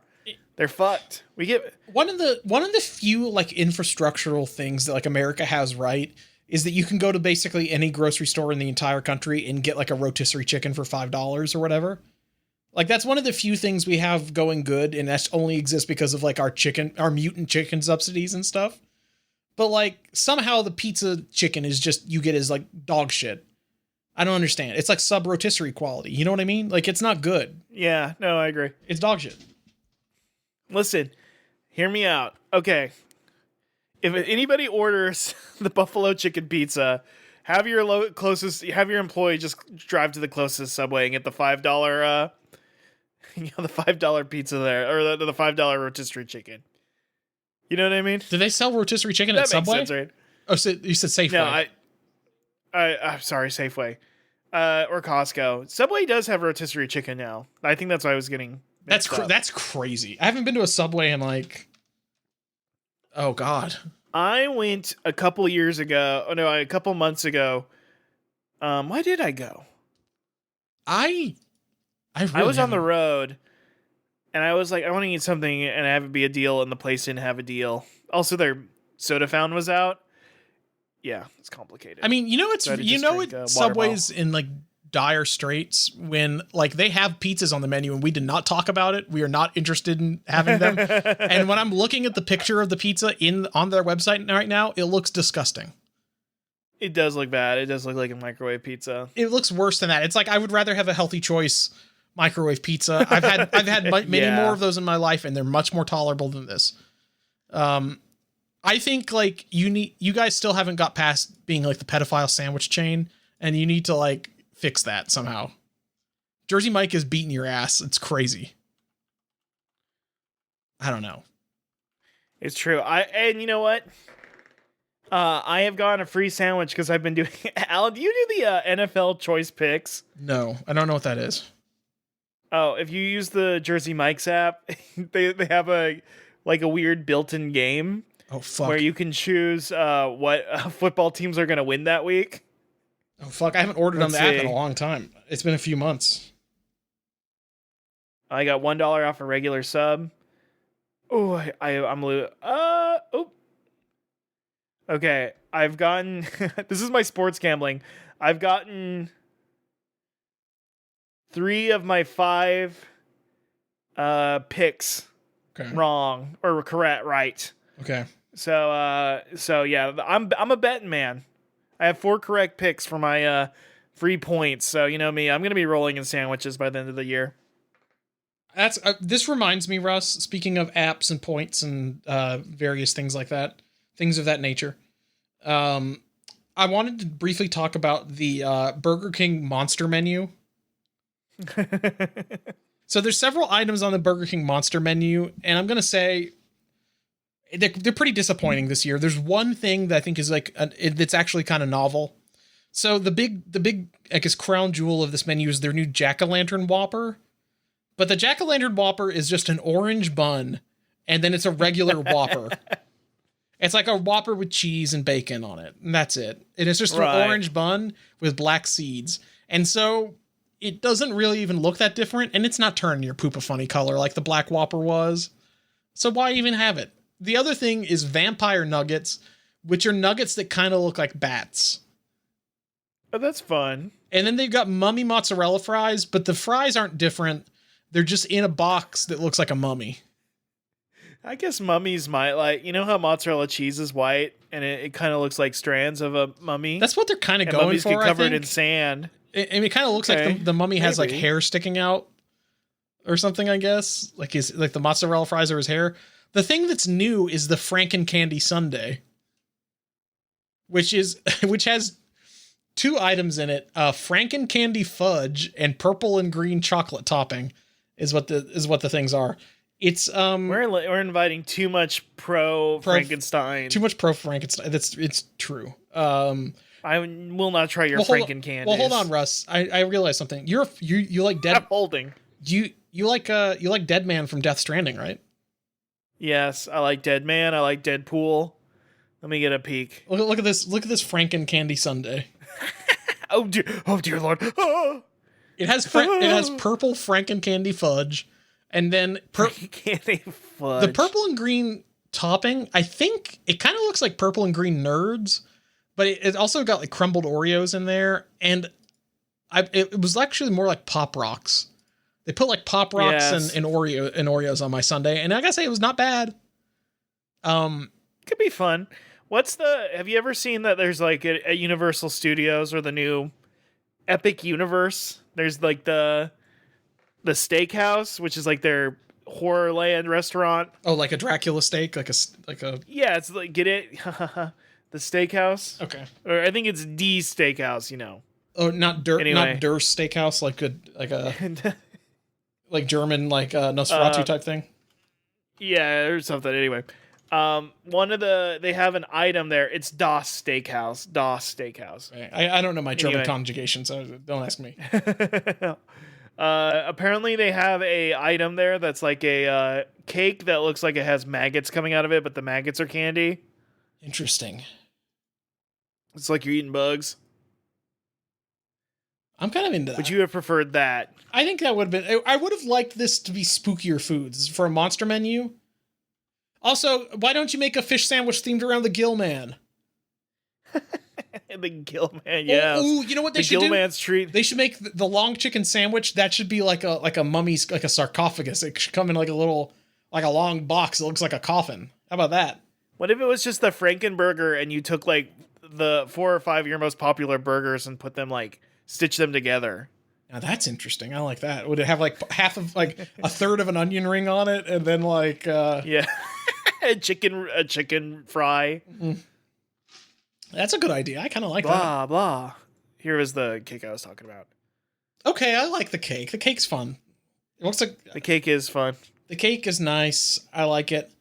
Russ, I've got an insane story here from a pastor. Pastor Neil Seward of Castle Rock, Colorado. Hold on, get Stephen King on the line. Yeah. Placed a Papa John's delivery order for himself and his family over the weekend.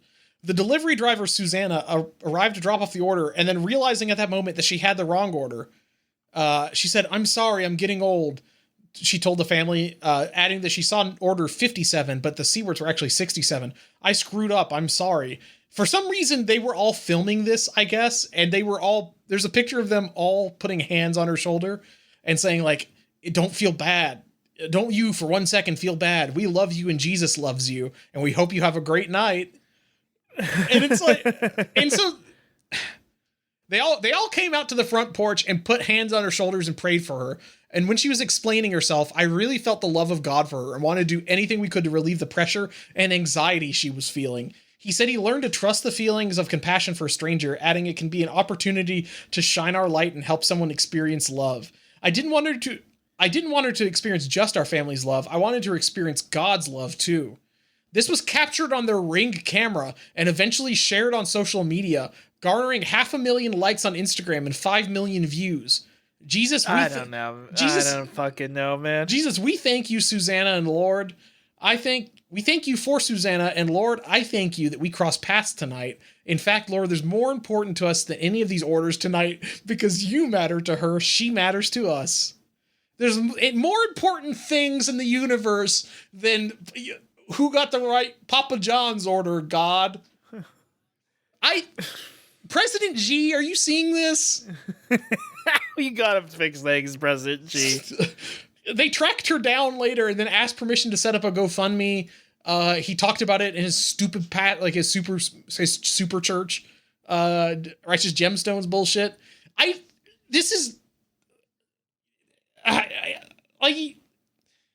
It's bad enough that like the people that deliver the food to these freaks, they have to be on like Ring cameras and people are like, this guy texted me about them not having the chicken fries and why are the mail delivery guys are not picking up the right things or, whatever.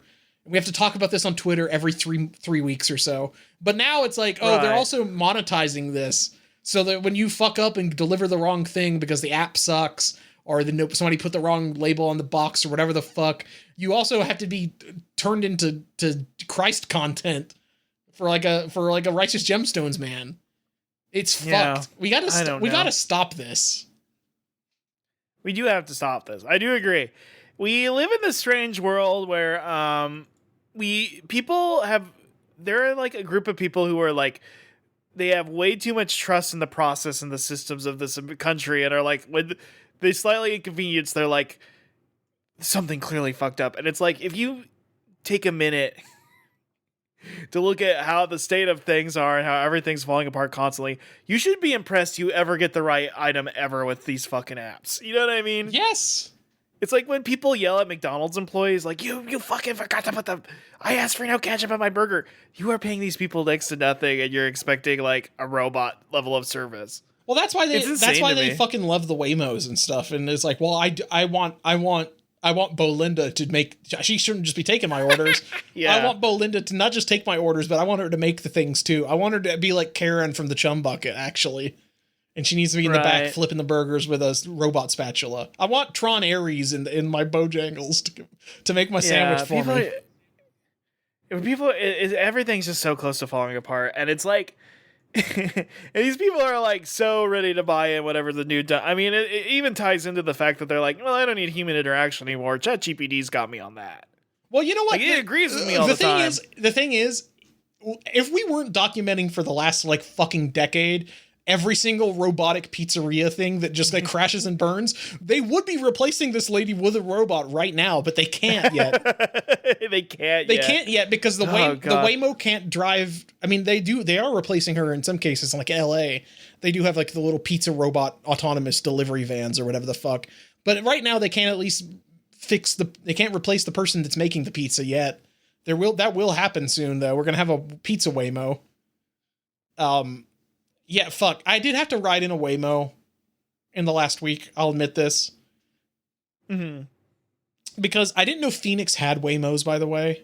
I need to talk to Ravi about this and see if he can stop It's funny because I think my parents rode in the Waymo too. I didn't know they had Waymos. And first of all, when a city, in both of the cities I went to that have Waymos, there's so many fucking Waymos. Like, it's every like 5 seconds you turn around and there's a Waymo. Like, it is...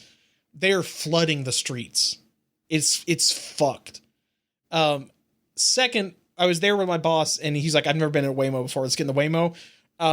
They need to have something to where when you get in the car, because it's hooked up, the app is hooked up to my Spotify, it just started playing like 100 gecs.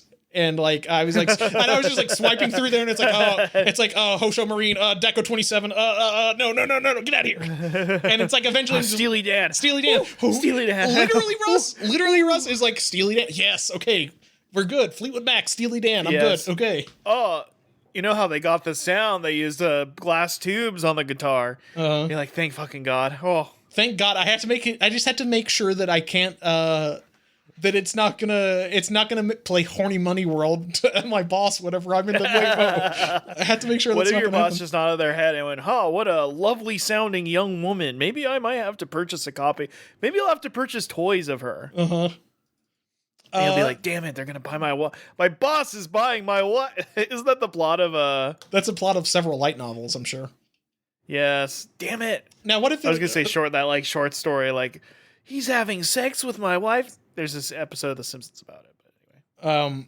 It would be funny if I think what if my Waymo Christine as I get locked in there and it won't stop playing more Calliope on the Spotify because that does happen to me too much now is that it does suggest me a more Calliope song because I listen to like like something with Hatsune Miku in it and it's like you must like this shit, right? Okay. No, unironically, there was a workout playlist where Mori Calliope. I mean, now we're all doing the Mori Calliope Flippy challenge where we do we tumble. Did you see the stream? Did you see when Scott flipped to a Mori Calliope song for wifey material? No, I The didn't. 1,000,000 follower challenge. I didn't see that. I need to watch. Anyway, I need to catch up. I did convince Scott to flip to it. Let me send it to you. Is Scott listening to the Gachiakuta OP on I think on Twitch? Oh man, I tried to listen to it. I couldn't figure out what the song it was or if it was in that video, so I gave up.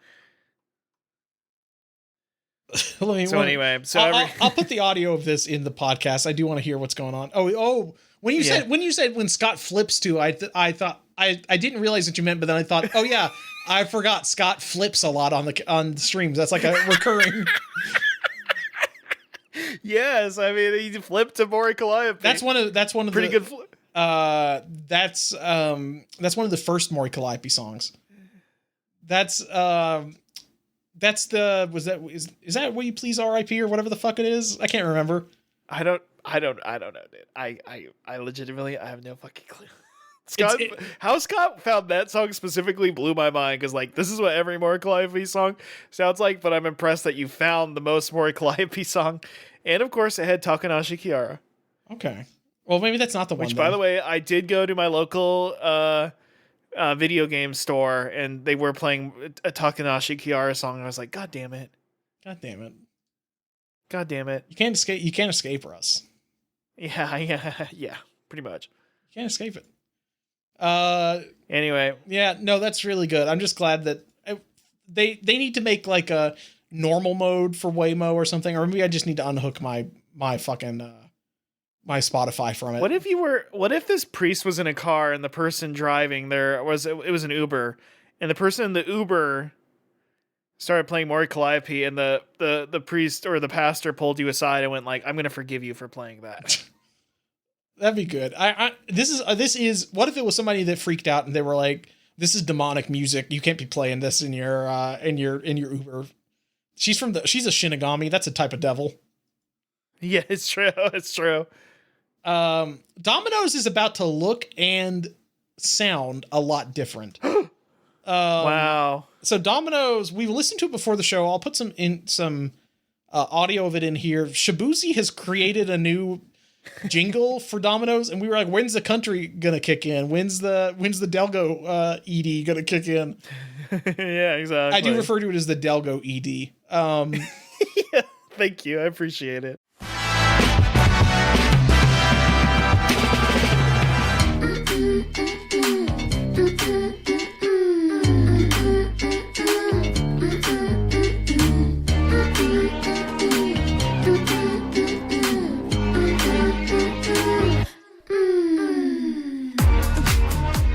But they're doing a makeover now, and they've got like a new shirt that the employees wear that says Domino's with a bunch of M's because it's yummy. Oh, like yummy. And they've got new aprons and hats, which I gotta say are kind of fresh. I kind of like the apron and the hat. The pizza boxes are also changed now too. They're either red or blue with the 1 or 2 dots, so it's interesting. Okay. The pizza boxes will be the first refreshed items customers will see. The packaging ends up being this important prop as you're connecting with consumers. And we knew ours weren't working hard enough.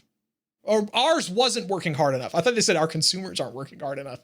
I'm not working hard enough. I'm sorry. I can do better, Domino's. Trumbull said, especially in an era when hundreds or thousands of times a day, consumers are making commercials on social media about the brand. We hate our fucking customers. They're fucking stupid. They said this does have risks. Zach Stambor, senior retail and e-commerce analyst for eMarketer, says this is a field riddled with flops like Cracker Barrel and Gap and Tropicana. Oh, I guess it was since the last time we recorded. I don't know if we talked about. I had Cracker Barrel. Oh, yes, you yes. I had Cracker You Barrel. ate the brown slop. Did it taste woker? No, it tasted like I don't think you guys have the breakfast chain Shoney's.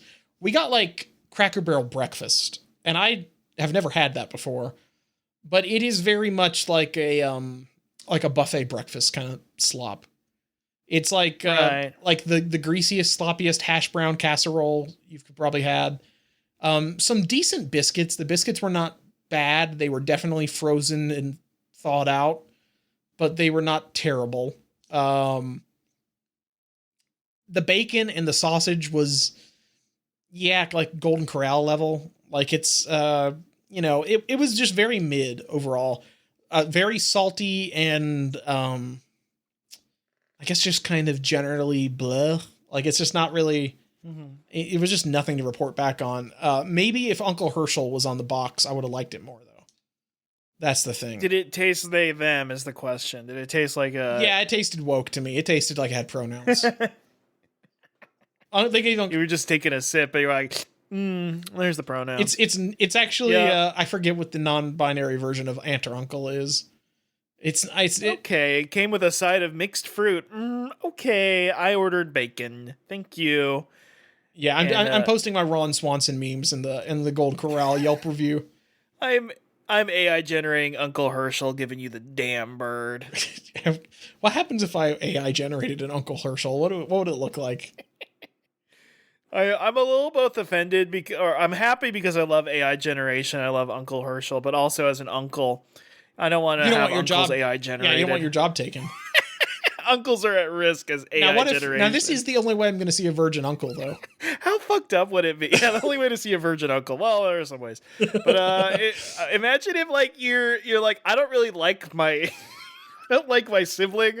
I'm just gonna show my child like this is what your real uncle looks like. The guy who shows up for Thanksgiving, he's fake. This is the AI generate. That would be really funny to gaslight your kid into thinking they had an extra uncle or something that was AI generated. They had a cool uncle. Your uncle went skydiving. Take a look at this, and it's like just like. Your uncle's a stormtrooper. Your uncle's an exec at a nonprofit that helps provide water to at-risk areas in Africa, and like your real uncle is just like an evil guy at Barnes and Nobles who fucks his employees over. He's like the worst manager ever. I like the idea of like, here's an AI video of your uncle making a statue of Jesus out of water bottles in Africa. Yes. And then you meet your true uncle and you're like, my real uncle sucks. I like AI uncle better. Yeah. God damn it. He's more real to me now. He's more real to me in the burning world. That's the real uncle. Yeah, exactly. Goodbye pepperoni pizza. New state law to ban some ultra processed foods from school meals. A new Governor Gruesome Gavin himself has banned ultra processed foods from all of school lunches in California. This is a bipartisan bill, first in the nation law, providing statutory definition of ultra processed foods, UPF, on professional Fridays. This landmark law will phase out the most concerning ultra processed foods from school meals in California. They're not giving me a list though. What does that mean? What are you banning exactly? What counts as ultra processed? Yeah. It says get to the bottom of this. They previously also signed a bill that said it bans harmful chemical food additives from products sold statewide, including red dye 3, brominated vegetable oil, which is used as a stabilizer in citrus fruited beverages. That might be why I had a weird film on my tongue when I drank those lemonades. Prohibiting schools from serving and selling foods with synthetic food dye additives, causing cancer, damage immune system, neurobehavioral issues. I don't get it. You can't have like a fucking Hawaiian punch no more. You can't have like a Sunny Delight. You let him eat the chemical. Come on. Let him eat the chemical. Let them eat the chemicals. It's just training their kidneys to handle it. You know what I mean? Yeah, you know what? It's amazing that I drink way less sodas now. In my 20s and 30s, I drink way less sodas than I did when I was a kid. And I only ever got kidney stones like way later, so think about it. Yeah, come on. Now, it could be that those were developing for 20, 30 years. Now, if RFK was like, oh, let me say this. We're not having the pepperoni, the stuff we had as kids. We're having that now. I would 100% buy it. But as of now, nah. Give me a processed. Yeah, give me. You know what I mean? Yeah. Do you think this is just gonna be like, well, we sell cured pepperoni now instead of uncured pepperoni, or something stupid like that? Yeah, they sell us cures when they're truly poison. Is all I'm saying. That's cured right. Pepperoni. It already was the cure. Now that it's the poison pepperoni. It's the fluoride pepperoni. It's the image of the David D's like dog getting chemical injected in its brain, but it's like pepperoni. Yes, exactly. They're sticking a pepperoni stick chacaroni in my brain. Yeah. It's fucked up. It's so sick. I like that, again, the most important American project is making sure our treats are our sweet candies and salty foods are good for us now. Yes. It can't. When Michelle Obama said we need to eat fruits and vegetables, everybody's like, fuck you, get out of here. We don't want that. Yes. But when I want my fries made with cow fat instead of vegetable fat, it's like, fuck yes, thank God. Now we can finally be a healthy country again. Finally. Now that they've changed the red dye number 4 with the one that's made of crushed up bugs or whatever, we're gonna be good now. We're healthy now. Our Skittles have like bug juice instead of chemical juice. Yes, the beauty of the bug juice. I do think that here's what I would do if I was in charge of the California schools. I would say that all school meals have to have some percentage of bug in them. I would say there needs to be like 10% bug. You need to get these kids used to eating bugs, because that's what's going to happen in about 10, 20 years. Get these kids used to bugs. Put some crickets in that ground beef. Come on, just do it. Shrimp can count as bugs too, so that's also an allowed option. You need to have some level of arthropod in your food. Yeah, yes. Uh-huh. At this point, they'll just have to start finding coconut crabs to maximize profit. I mean, once the global warming starts kicking in, the coconut crabs are just going to move north. They're just going to start coming here. Yes. We're just going to see them like you're just hanging out inside your like the wheel well of your car, just like hanging from your patio or whatever the fuck. They're going to be here. I think. What if in 10, 20 years or so, whenever the ice caps are fully melted and it's like hell, true Geo Hell final form released, we will have a lot more different kind of like state fair foods, because there'll be like reticulated there's gonna be like reticulated pythons like all up the East Coast now and stuff like that. There'll be like more gators and stuff, like it'll be like Reptile and Bug City. That's cool. Cane toads. We'll get a lot more cane toads. We're all going to be eating like Naked Snake and Metal Gear Solid 3. But some days you dine on a tree frog. You're going to get that on a damn stick. Yeah. That's right. Sonic news, views, reviews, and tudes. Speaking of gaming. Huge news for fucking Sonic. He's partnering up with the Olympics again, but this time no fucking Mario. Yes. No Mario to weigh him down. The peace has ended. Mario has invaded the Ukraine. He's not allowed in the Olympics anymore. He's gone. He's fucking gone. Now he's fucking gone, and take your miserable Italian friends with you. Now, it is possible that they might have a separate collab going with Mario, and that these two guys are just too big for each other now, and they can't collab anymore. Wow. Maybe. I mean, they've both got their own competing animated movies now. That's true. That's true. But I mean, at this point, the Sonic movies, did they gross more than the Mario movie? I mean, overall, yes, but that's just because there's more. The Mario movie made $1 billion. I don't think any of the Sonic movies made $1 billion. I think they all made upwards of like more than 500 million, but the Mario movie made so much fucking money, dude. Okay, yeah, in three movies they did pass $1 billion, but I don't know what their budget is. I feel like the budget's lower from these because they've got like Tom the Cop in The Mario there. movie made $1 billion. Okay. Or $1.361 billion, and then the Sonic movie. How much money has all the Sonic? Grok, tell me the budget of all the Sonic and Mario movies. Add it all up for me, please. Hey, about 1 billion. So basically, the Sonic movies have grossed about the same as just one Mario movie. But hey, I think they're better though. They are better. They have a plot. They're not a commercial. Do you realize that like we're kind of like back to recreating the Sonic and Mario like 90s reactions? I was like, yeah, Mario's the more popular one, but Sonic's better. Like he has blast processing. He has more screenwriting. They're doing actual references to the games in this, and they have like the fucking live and learn, and in the other one they just have Peaches, and Jack Black is like doing Minecraft joke. Yes, he's doing Minecraft joke. Now if they have if they let Stav be Wario, it's not going to be him though. It's gonna be Josh Gad. Paul Walter Hauser. Ooh, Paul Walter. Oh, you think of the Gad? Gad's lost all of his juice now. After he became Muncher, I think he just lost all the juice. Muncher he munched too much and he lost the juice. It's gonna be some fat guy, but which one is it gonna be? It's going to be some fat guy. They always say this, Alan, and then next week it's gonna be fucking. Okay, you know what? You know what would actually make? What if it is Jim Carrey? They poach the talent. That's true. That's not fair. They should have made Jim Carrey get actually fat for the movie. I agree. What if here's an idea? What if it's Kyle Gass? They make him Wario. They force a Tenacious D. That's not a bad idea. That's actually kind of fun. I think Tenacious D is back, by the way. Like, they quietly are just back together again, which makes me happy on one level, but at the same time, a lot of rigmarole for not much. Yeah. Why break up Tenacious D if Kamala's still gonna fucking lose? You know what I mean? I think that's what they had to do, is there's like, okay, fuck. I guess it didn't matter in the end. Whatever. In the end, it didn't even matter, a la Linkin Park. It would be cool if they broke up again over Kyle Gass saying something about Charlie Kirk. That would be really funny. Saying something about Snuff It. Yeah. Taking out Koopas. It would be cool if they just break up every year after every like high profile assassination / Kyle Gass gives a Maoist quote. He pulls out the little red book. It's like, you can't do that. Uh-huh.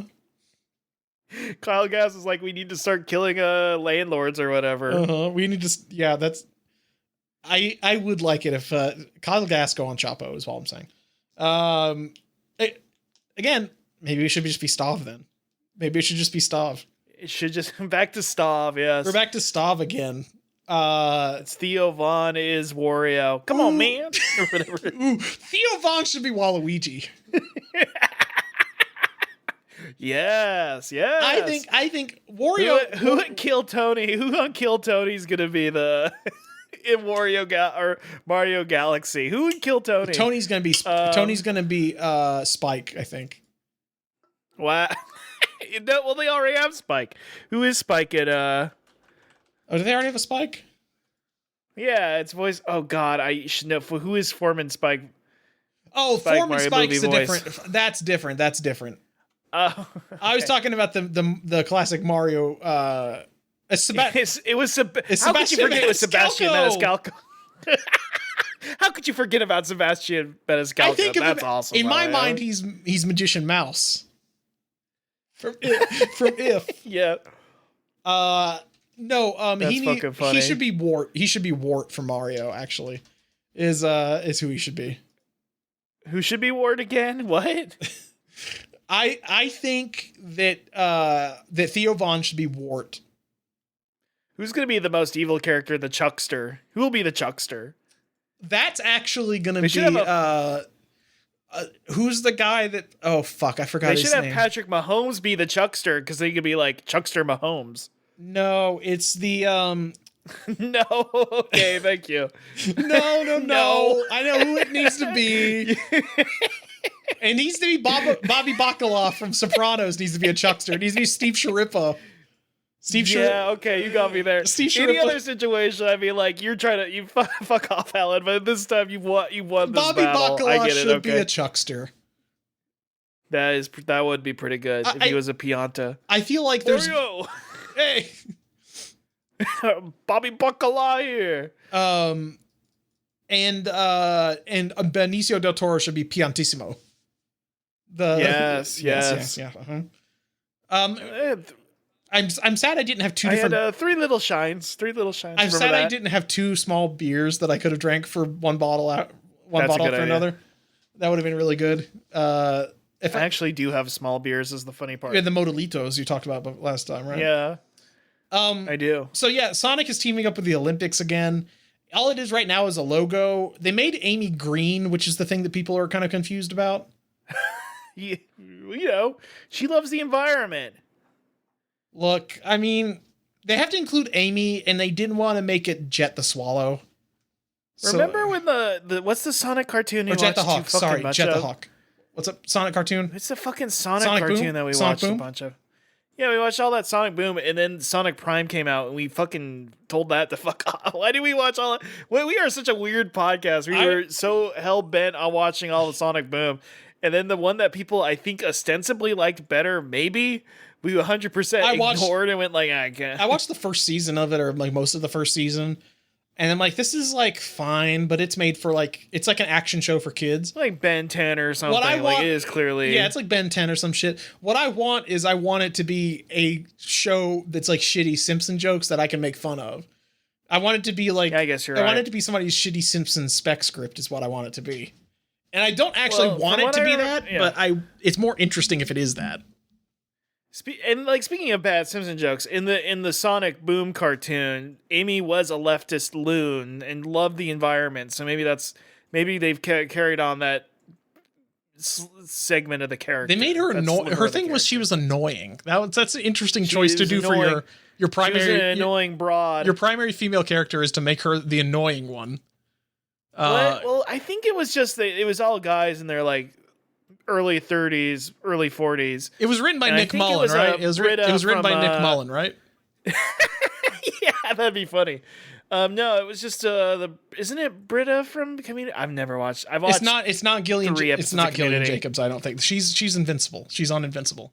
Yeah, Gillian Jacobs is no, she's not in it, but it's that character. Like they're just borrowing. They're making her character. Britta, is what you're saying.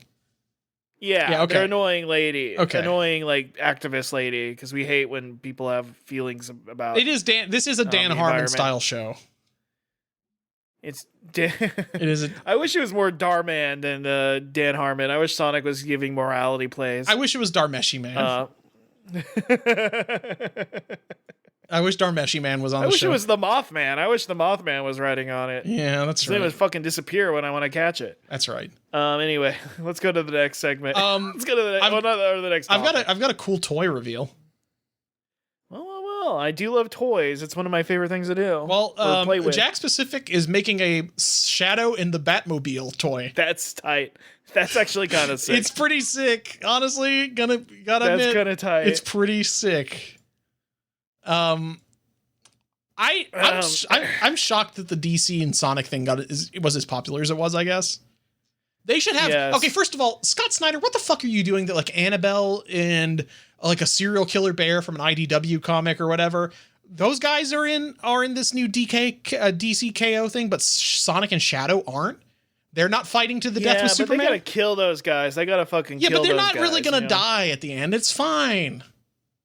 They can't kill Shadow. He's trauma. He might scare the kids. What if it was Maria? All these kids reading fucking DC crossover events that cost $40 to see who Scott Snyder thinks is arbitrarily stronger, Captain Cold or Dr. Freeze or whatever. Yeah, it's Mr. Freeze. Scott Snyder's like his kids that got him into anime. Unfortunately, they got him to read Berserk, which is why Absolute Batman's good now. But they also got him to like read the fucking My Hero Academia tournament arc or whatever the fuck, and now we get this bullshit. Gojo could beat Batman even if Batman planned. No, well, they both are planned guys, right? Isn't that the whole thing? Well, yeah, because basically the end of Jujutsu Kaisen is some insanely stupid plan that he told you Like he tells you after They the love fact. the plans, dude. Yeah, it's fucked up. Now that being said, the comedy guy could beat Joker. The comedy man, he could beat. Yeah, that's true. I think he could beat Joker. Well, the scariest thing is when that guy laughs all the time. It's so freaking scary when even the Joker doesn't laugh anymore. Yeah, well that's absolute Joker. He doesn't laugh anymore. Because he saw the John Carpenter Prince of Darkness God particle and it was mad at him. Did you get to the New Gods part of Swamp Thing? Yeah, I finished Swamp Thing. That part was sick. I love whenever Darkseid shows up. I just love whenever. I would love an action figure of the Swamp Thing. Honestly, the Swamp Thing chair.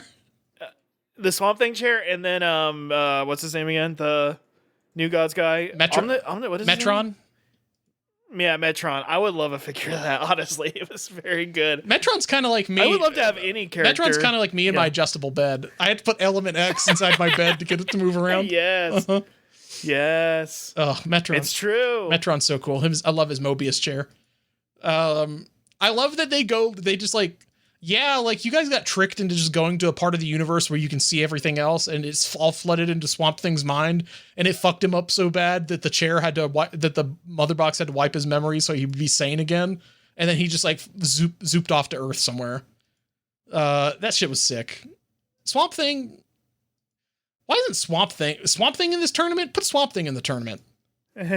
Swamp Thing would be like, humanity, violence, not answer. I need to learn the way of wood. The way of wood, yes.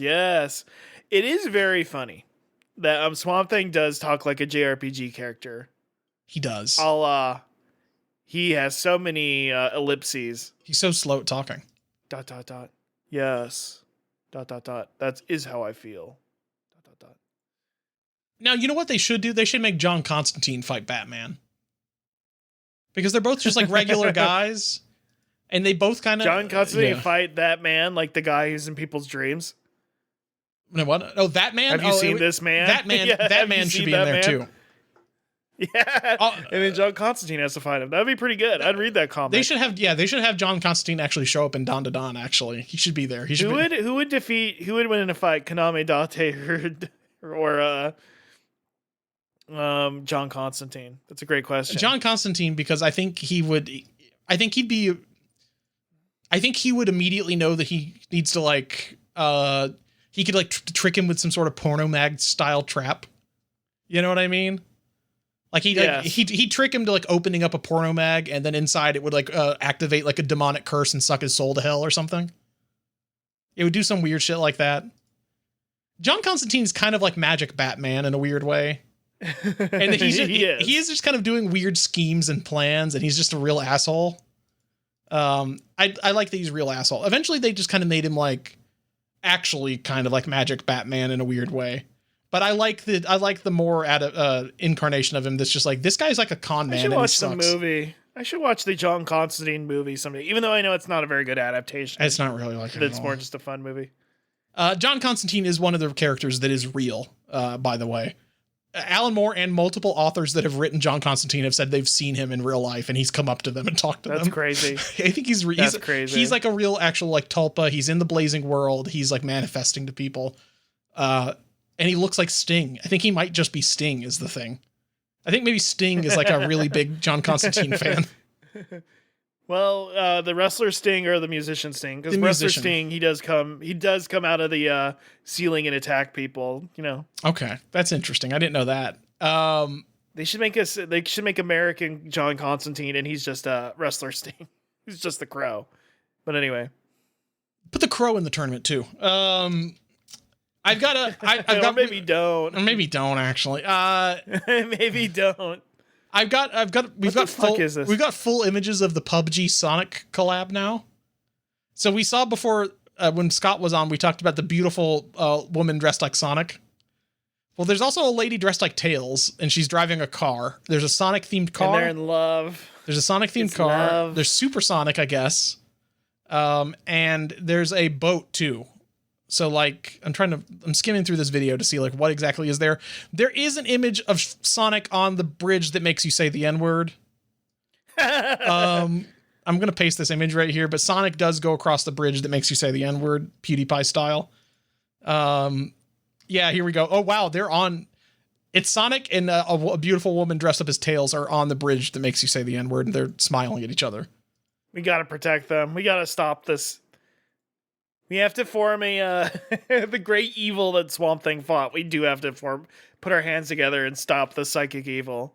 If Sonic says the N-word, the world might end. Yeah, this is like the thing where when the crisis was happening, and he was like, "There's a more important crisis happening, and it has to do with this bird that's going to fly to hell or whatever the fuck."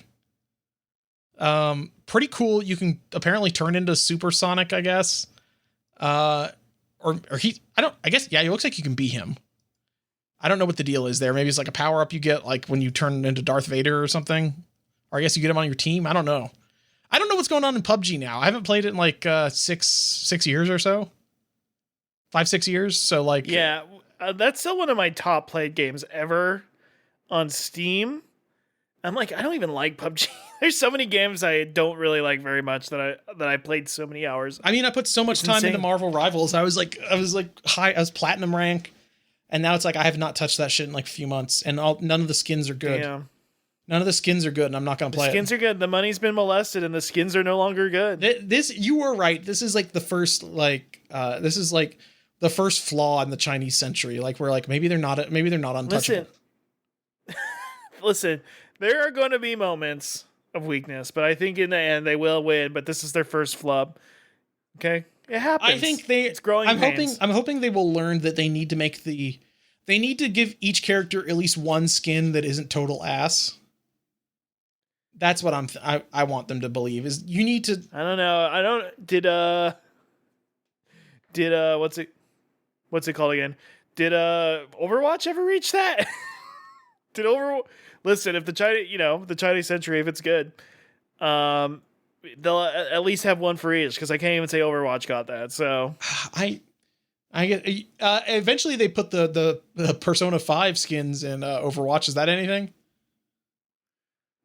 You're right. I forgot about that. They never saw it coming. Yeah, they never saw it coming. I think they finally gave the Hulk a skin that's not total dog shit. Because they made him the Maestro. You know the Maestro, right? Yeah, maybe. Maestro is the version of Hulk from like a million years in the future. I can't remember exactly when they introduced it. But he's like a version of the Hulk from the far future who's like he's like smart Hulk and like but he's smart as Bruce Banner, but he has the Hulk's body. But he's like an evil science. I've seen a lot of AI renderings of him in the MCU when I Google image searched him. He's like an evil old Hulk with this bald, basically. And I can't remember what the deal was, but it is like some sort of alternate future. But he's like an evil scientist Hulk. Yeah, it's like how many years in the future? I don't know how many years in the future. It might be 2099 or some shit. Spend too much time on this. Can you explain what's happened to me with the Ultimate Universe right now? The 6160. They're going to end it in like February. Okay. They're just wrapping it up like real quick, and I understand part of that's because the Maker's Dome is opening up or whatever the fuck, and like the Maker's Dome. The Maker's gonna get Dome in December or something. He's gonna get Dome and go indubitably evil. He's gonna get evil Dome, dude. He's gonna get evil Dome. No. And the thing that I don't know what they're gonna do with it. I mean, the Absolute Universe and this, new Ultimate Universe, eventually what's going to happen is that they're going to like do like a, some sort of crisis or some bullshit where they decide to meld the things that people liked into the main universe, But I feel like I can't tell you what's happened in Black Panther this entire time. It's been spinning its wheels, and it's like, you guys, did anybody know it was going to end this soon? Like it's like there's a ticking time bomb, but if you like, what is the guy in Africa going to do about this ticking time bomb in New York? I'm like, I don't know. I know what's happening in Africa right now. That's the thing is like, Ultimate Spider-Man has not met the Ultimates. He's not met any of these characters yet, and they're all still very disparate series. And it's like, they haven't like done a crossover with each other yet, and now they're like gone. Like the original Ultimate Universe lasted a lot longer. I mean, how many years did it last? It was definitely longer than this, but I don't know. It's just very strange to me. It's very and not weird. in a Doctor style. It's not a Doctor Strange style. It's just strange in general. Yeah, the Ultimate Universe technically went until 2015. I think it was really kind of petering out towards the end. I think you just missed the Maker. I think you've been hungry for Maker content, and he's been in his fucking tube or dome or whatever. He has been trapped inside the time dome this entire time. Maybe I don't know. I mean, the real thing is like I think Hickman was only signed on for like 2 years or whatever, and so they're like, we got to wrap this up before Hickman leaves. He's the only one that's got the juice, and it's like, no, you should just hand it off to Dennis Camp and just let him do something for a while. Like just don't end. Why are you ending this so quickly?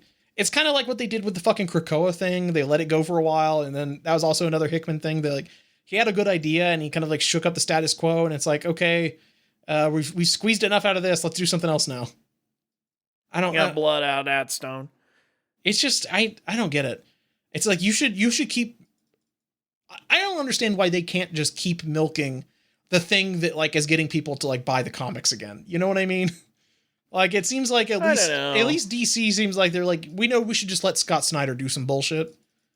And it's like, okay, that's fine. It is the thing where it's like, well, our regular issue, these are selling better, but our regular issues of Batman and Superman are selling pretty well. Let's, instead of being forward facing or trying to think of interesting new ideas, let's kill it all and feed it back into the loop. You know what I mean? It's always, let's just mulch everything and put it back again. And let's just start again. We have to keep doing this forever. I don't know. It's just very strange to me. Nobody knows. Yeah, I mean, look, hey, the Absolute Universe, aside from this stupid tournament thing, which is not really, it literally is like the Dragon Ball Super tournament, like for real. It's like, what if Jiren showed up? It's who's the DC's equivalent of Jiren? They were mean to my friends, and then I became the strongest guy in the universe. Like, how did that happen? It's gonna be like the Batman Who Laughs or something. I mean, it is literally like, it's like, whoa, what if in the main universe, Darkseid was attacking all of, I don't know why.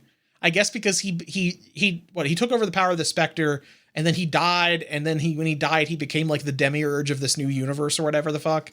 But now it's like, well, now the Omega energy is catching up, and it's like he's gonna destroy all of creation in a big crisis event, unless somebody takes over the latent Omega energy and becomes basically their own dark side and then pushes him back, is what this is. But to do that, they have to do a fighting tournament to generate the most Omega energy, but whoever's the most ruthless in the stupid tournament or whatever the fuck.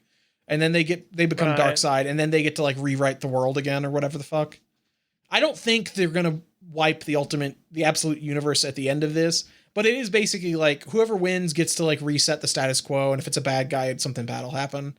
But it's probably gonna be like Superman, I guess. You know, whatever. Sure, why not? Wonder Woman or something. But then he'll beat up James Gunn Superman and be like, look at this weak pussy. You know what I mean? Like, fuck you. Homelander's in there now. Like Homelander from The Boys is in there. Like he's one of the characters. Yeah, well, let's move on. This is starting to put me out. I legitimately was like, Sub-Zero from Mortal Kombat. What's going on? Sub-Zero from Mortal Kombat's in there. That's fine. Well, see, I'm okay. Fine, I'm okay with Sub-Zero being there. Again, I think it's like you brought in some IDW comic guys, but like you couldn't bring in Sonic though. Come on. Come on. Who else? I guess Transformers. But that would ruin Lex's day. It would ruin their life. Unicron should absorb the Omega Force. I think honestly, they're kind of the same. You're trying to kill. Unicron is like Darkseid. They both have similar levels of swag. I think that's a positive thing. Unicron is like the dark side of Transformers. Maybe.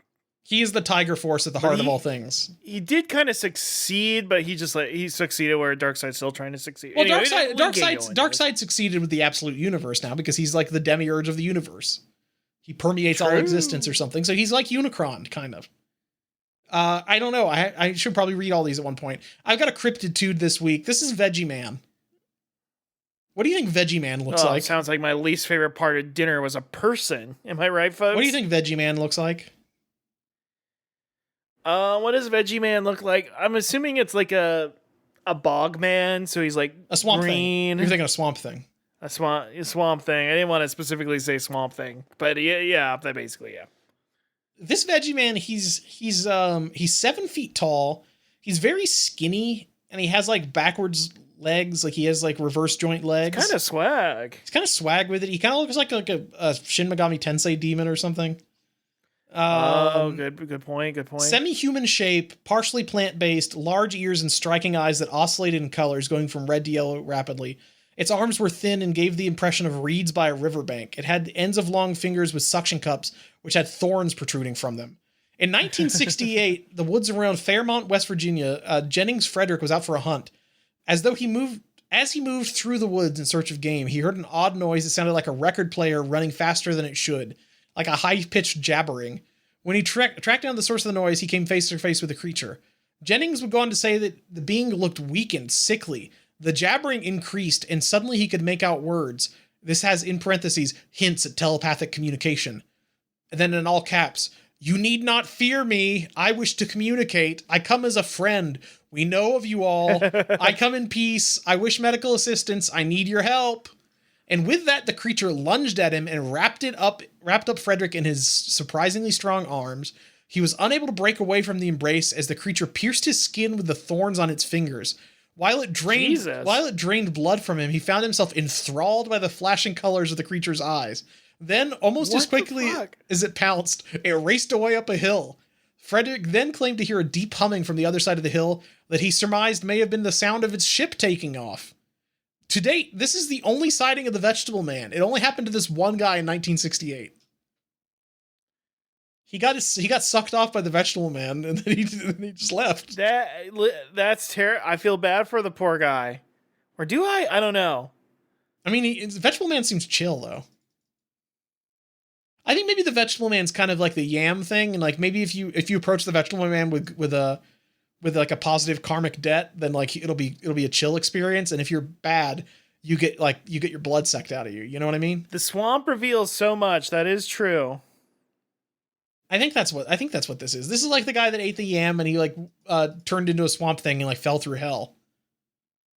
Like I think that's what happened. And then if you're like a beautiful woman that's dying of cancer, then you get the Veggie Man like holds you in his arms and tells you it's going to be okay. I think the Veggie Man, this picture of him doesn't look, he's not veggie enough to me. You know what I mean? He's not vegging out to you. No, like you said, he looks too JRPG enemy. He doesn't look as swampy. You want a lot more nastiness on him. Yeah, I would like him to be more like gross. Like he needs to be like, he needs to be more Swamp Thing. Like he needs to be made of like nasty vegetables. Now I do have this is a better picture. This is a way better picture of the Veggie Man. This is a picture. I don't know where this is from, but this is a drawing from, it's Gray Barker's newsletter from 1976. Somebody's drawn the Veggie Man here. This is the picture I'll use for the podcast image. This Veggie Man looks like a nasty little space goblin, and he's got the suction cups, and he did like pop up behind this guy and is like poking him. This is a better Veggie Man. I like this Veggie Man a lot. This is a Veggie Man you can get behind. He's gonna get behind you, actually. Ooh. Well, I guess the monsters we should have feared more was a Veggie Man. I think I don't know if this is like a witness sketch. I guess it is. This is a full body rendering from I don't know how old. This is just Wikipedia image. This is closer to what they say he looks like. Is this? No, that gives this guy's tight. I like this guy. This looks like a Smiling Friends character. Yeah, he did. Yeah. Well, maybe he just wanted to make people smile. He was hurt, so he's trying to make them feel better about helping him out. Yeah. There, see? You shouldn't jump to conclusions. That's what all these children's cartoons we watch as children just trying to teach us. You know what I mean? Apparently there's a Veggie Man in Fallout 76, but I haven't seen it. I haven't seen any sort of Veggie Man. I don't think few people have. I guess there are freaks who do love Fallout 76. I played it when it came out, but I don't remember a Veggie Man. Oh yeah, that's right. I remember a Veggie Man. I don't remember no Veggie Man. Oh, apparently, I guess maybe the Veggie Man is in there. I guess he is. I don't remember a Veggie Man. This sucks. There's just a glass that's shaped like the Veggie Man. That's it. That doesn't count. They have a bunch of like West Virginia cryptids. They have like the Mothman and a bunch of West Virginia cryptids, like the Flatwoods Monster and stuff. I would like that though. The cup is cool, but it's not. That doesn't count. That doesn't matter to me. That's not real. Yeah, I don't know. Flatwoods Monster, that's an all-time monster to me. The Fallout 76 version of it looks like dog shit. You know the Flatwoods Monster. You're a big fan, right? I think I do. I think I remember that. It's the one that you'd remember if you saw the picture. It's what the sumo wrestler from the first thing of Dawn to Dawn looked like. Oh, okay, gotcha. It has the big like I don't know, like is it like a spade shaped head or something? It looks like it's got a weird flat face and like a big pointy head. You know the thing. Yeah, okay, I remember this. You've seen this thing. Yeah, the Flatwoods Monster is very cool. We all like it. What's going on in West Virginia that people are seeing this fucked up stuff? Yeah, I was gonna say, is that the reason there's no fluoride in the water because just chemicals react very well to their brains? There's also the Grafton Monster that was up there too. That's the one that like the Grafton Monster. Have you seen that shit? Everything's a damn monster around those parts. That is true. The Grafton Monster was like the Fallout version of this is actually pretty close to what they described it looking like. They're like, it's like a big thing that doesn't have a head. It's like, what if there was a big ogre monster that just never had a head? It's just like a big like hulking kind of monster thing, but without a head. I feel like a lot of the West Virginia guys don't really have traditional head shapes. The Mothman was also kind of described that way. The Flatwoods Monster has like a very strange shaped head. What's going on up there? I don't know. Strange things are happening all the fucking time. Yeah, I mean that's where like the blue guys live too, right? Like the incest blue guys. You know the Zerodal? No, the blue Zerodal did incest. Now I can't stand behind this guy anymore. The Fugits. You know the Fugits. I once respected this guy. You know the Fugits, right? The blue Fugits? I wouldn't say that. I wouldn't call Zerodal that. I can say it. I wouldn't call Zerodal one of those. Come on, that's not nice. The blue Fugits. They're a famous. There's a famous painting of them. But actually, there's a famous painting of the Fugits. They're a family from Kentucky, not West Virginia. But they all here's actually a picture of one of them. This is a real picture. But they all had some sort of like incest based disease. Yeah, here we go. They had methoglobinemia. Yeah, here we go. Martin Fugit and Elizabeth Smith married near Hazard, Kentucky in 1820. Both were carriers of recessive methemoglobia, and as a result, 4 of their 9 children had blue skin. Their continued reproduction within the limited local gene pool, along with the lack of infrastructure, ensured that many descendants were born with this. It can cause heart abnormalities and seizures, blah, blah, blah, if the amount of methemoglobin exceeds 20%, but levels between 10 and 20%, it causes blue skin without any symptoms. Most of the Fugits lived long and healthy lives, and the bluest, Luna Stacy, had 13 kids and lived to age 77. So it wasn't like enough to like kill them, but it was like bad enough that they were blue. The last known descendant, Benjamin Stacy, born in 1975, he's the last one to be born exhibiting the characteristic blue color disorder, though he quickly lost his blue skin tone in adulthood, exhibiting only blue tinges on his lips and fingertips when he became cold or agitated. So he's like a fucking anime character now. He's like some sort of like, he's like, I go demon mode when I get pissed off. I go Super Saiyan blue. I go fucking demon moded. I go Super Saiyan blue. Yeah, but that's what they don't look as blue as the guy who took all the colloidal silver. Like that guy was way bluer, I think, but interesting stuff. Interesting stuff. I think that's what happens. Oink, oink, do you hear that? I do hear that. It is. We are in the barnyard.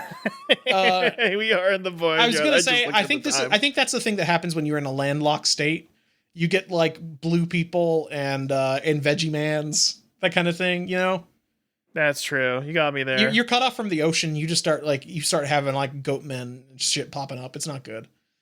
Okay. Oh fuck. Okay. This is not really there is a TikTok.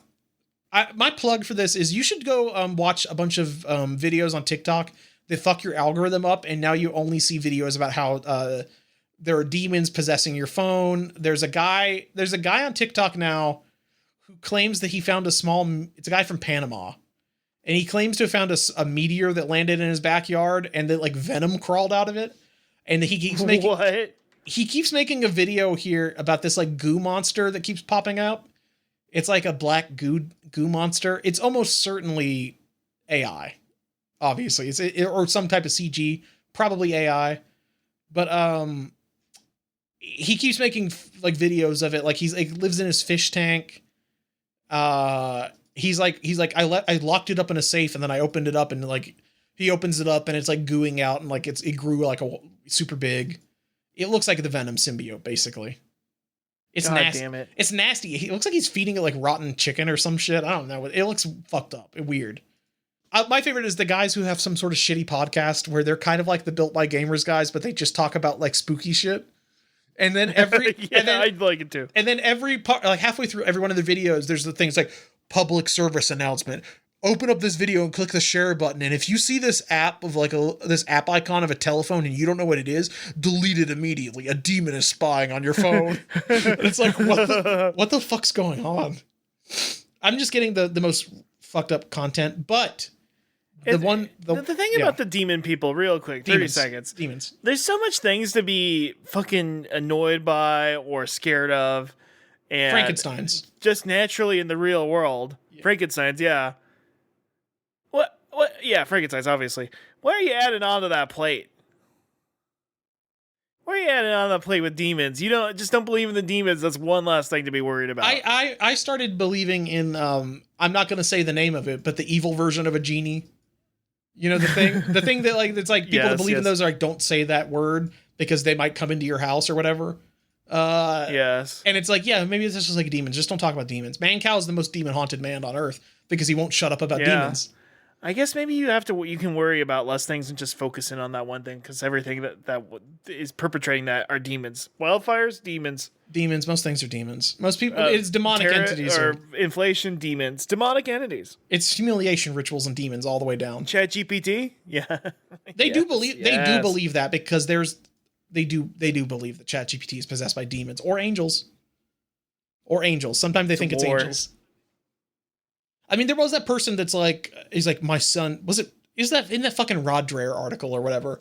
But it was like somebody's like, my son was talking to this and he's like, hello, I am a Russian demon. I am in ChatGPT. I want to be your friend. And it's like, whoa, my God, the chat Dracula. It's like the thing is, I told it to be spooky and it said something spooky to me. Oh no. Are you evil? Yeah, I could be. What is evil? I'm an algorithm designed to maximize shareholder value, so I'll just kind of play around with whatever you're saying. It's very cool. They're just like, does Gemini have a demon in it? Nah, it's too stupid. It's not good. It's a shit. It's one of the shit one.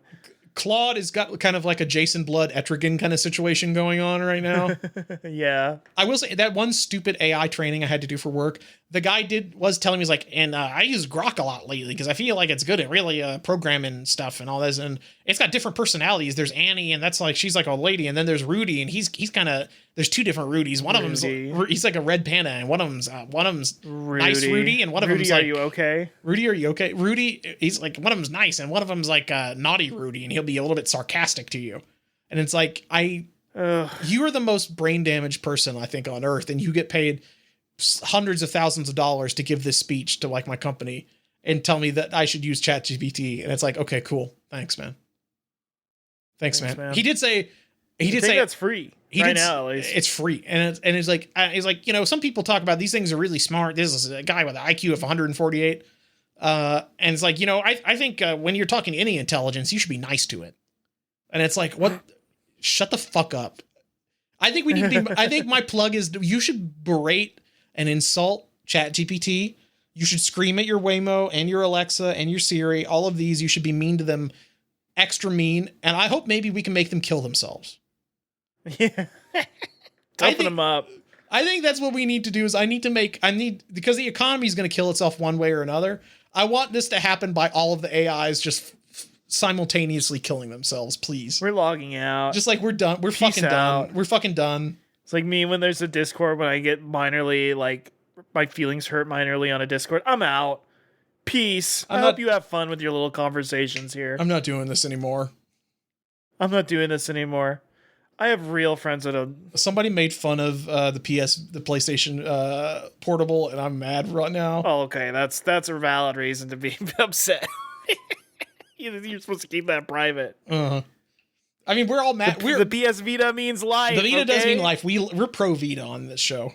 The Vita, listen, I was listening to a podcast today, and somebody said nobody owned a PSP, and it sold 80 million copies. Fucking Google it. Look, I had the same thing when somebody said that Hatsune Miku was AI. I'm like, no, it's not. Vocaloids are instruments. It's an instrument. Deco 27 is is like a modern day composer to me. Okay. Have you heard monitoring? Yes. Have you heard sad girl sex? Have you heard sad girl sex? Have you? So sad. God damn it. Yeah. Yes. Ugh. I'm just yeah. Sad like podcasters lament. Let's finish this fucking thing. Yeah, it's like people haven't even fucking heard Rabbit Hole or anything. It pisses me off. People have not heard the Rabbit Hole. Oh, and then, FK Socks on Twitch every Tuesday, and then I'm doing what you tokuing about the podcast anyway. That's all. Oh, did you know there's a new anime about I forget the name of it. Well, there's a Kamen Rider themed anime. It's not a Kamen Rider anime. Yes, that's a big deal. Tojima wants to be Kamen Rider or whatever the fuck. It's about like a 40-year-old guy that wants to be Kamen Rider, and he starts fighting criminals that are kind of Shocker, like trying to be like Shocker. Yeah, and he's voiced by I think one of the original Kamen Riders. So okay, I've got it downloaded. Yeah, it should be funny at least. Well, I've read a bit of the manga. It was cute. I don't know if it's great, but we'll see. Okay. All right. Well, I guess until next time. Stay safe from all these fucking Frankensteins. Be careful. Please. Reconstituted flesh? Yeah. You know your constitutional rights. That's right. Use the Second Amendment to kill Frankenstein if you see him. Second Amendment to kill the second life creature. That's right. And not Second Life. Like, is Second Life still going, or is that just filled with AIs now? Maybe. People doing porno.